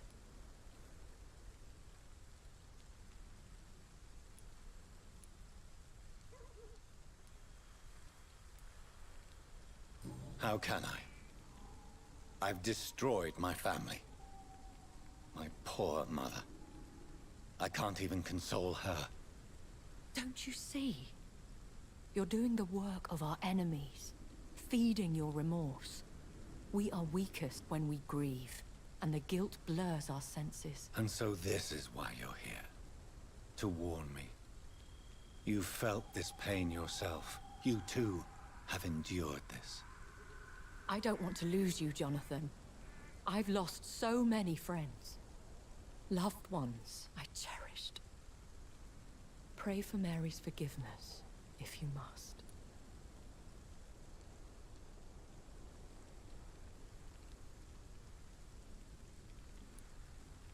You may be right. Of course. I've stared upon this world for centuries. And time has taught me to deal with guilt, if not erase it. What should I do then? St. Mary's Church is not far from here. Go there and make your peace. Find the solace you need. My lady wants me to confess. No, Jonathan. It's you who wants to confess, I think.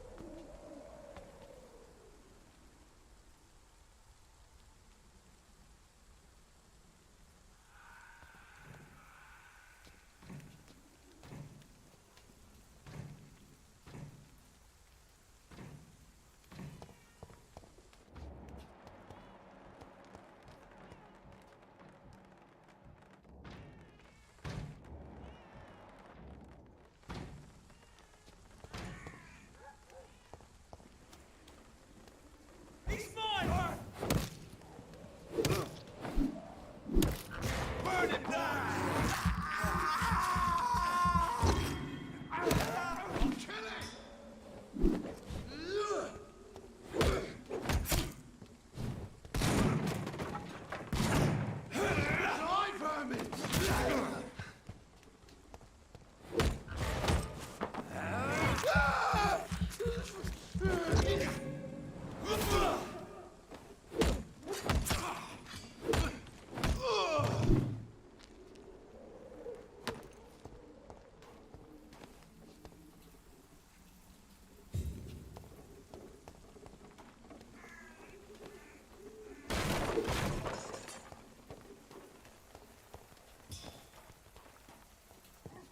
And off to church he goes, a newborn seeking divine consent to lick the blood from the soft and pointy crown. Who are you? Make yourself known. Newborn, you reek of guilt and pointless compassion. Shed your skin, forget your old weaker self. What do you want from me?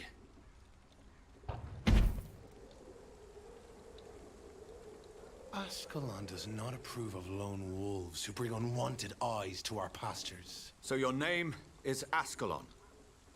Ascalon's will is vampire law. Learn them, abide by them, or I shall return as your judge and jury.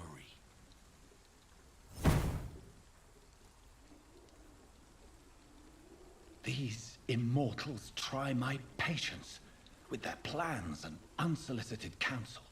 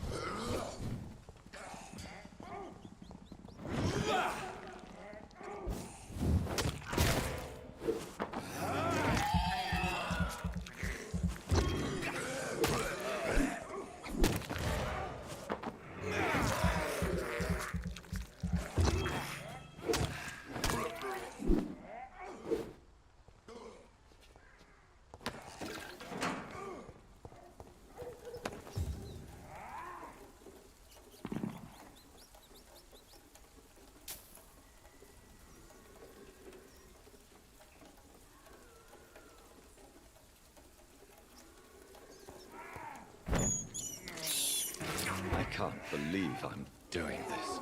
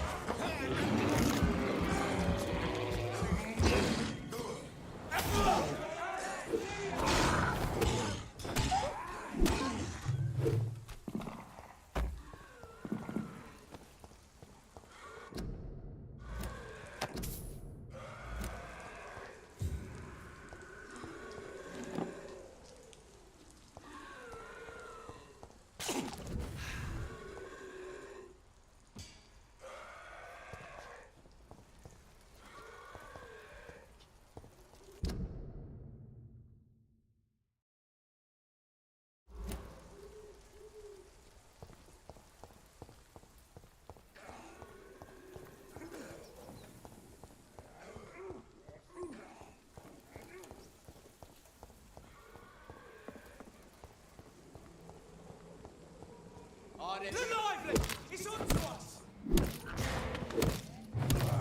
Bloody leech! Get a taste of this!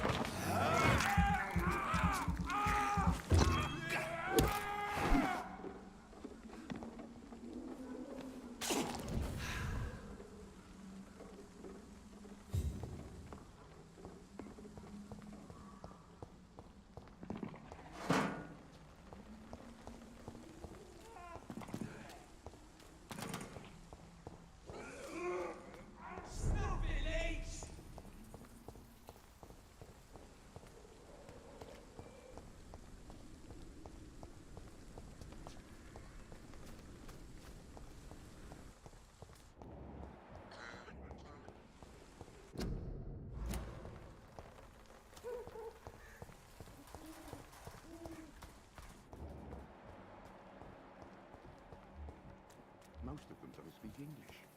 How am I supposed to interview them?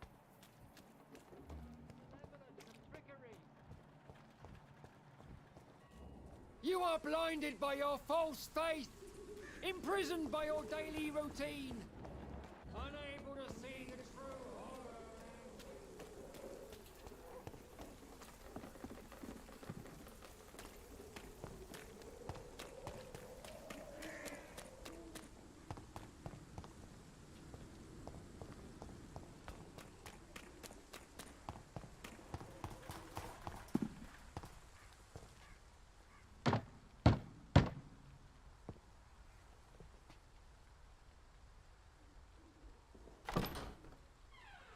Yes?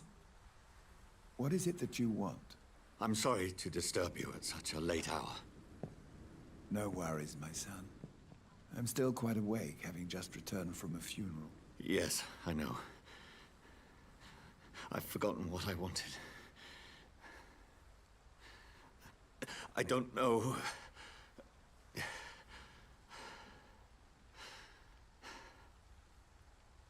May I help you, child? You seem somewhat perturbed. I haven't the strength to cross the threshold.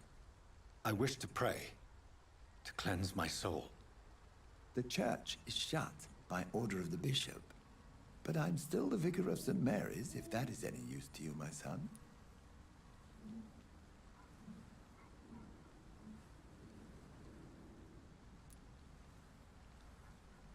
You seem to me a good soul, Vicar. But this is a personal matter.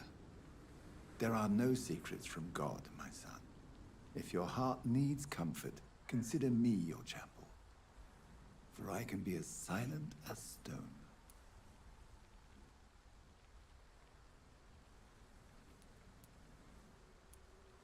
I've words for one departed. They're not for living ears to hear. Your eyes burn with rage, yet I see the pain that lies beyond. I am here to lighten the burden of all God's creatures. Whatever you tell me is between us and the Lord. Very well, priest. as you seem quite adamant. Open your heart, my son. Tell me what burdens you. With whom do you wish to speak?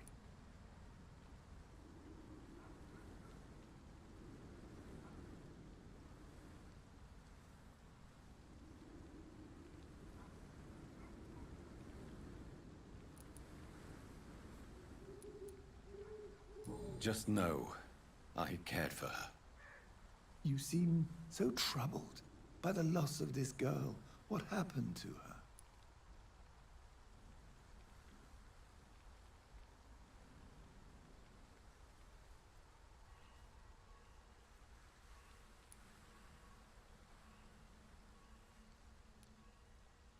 She was murdered.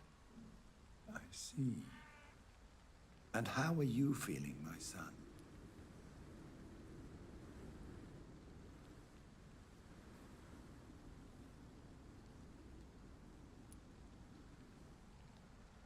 I feel responsible. The pain is consuming me. I have a final question for you, my son. This is of the utmost importance. Ask your question, Vicar. What would you like her to know?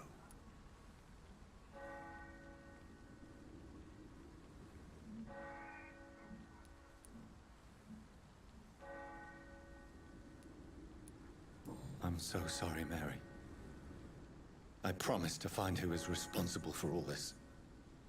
I'll put an end to this horror. You have been heard, my son, and your burden will lighten if your words are sincere.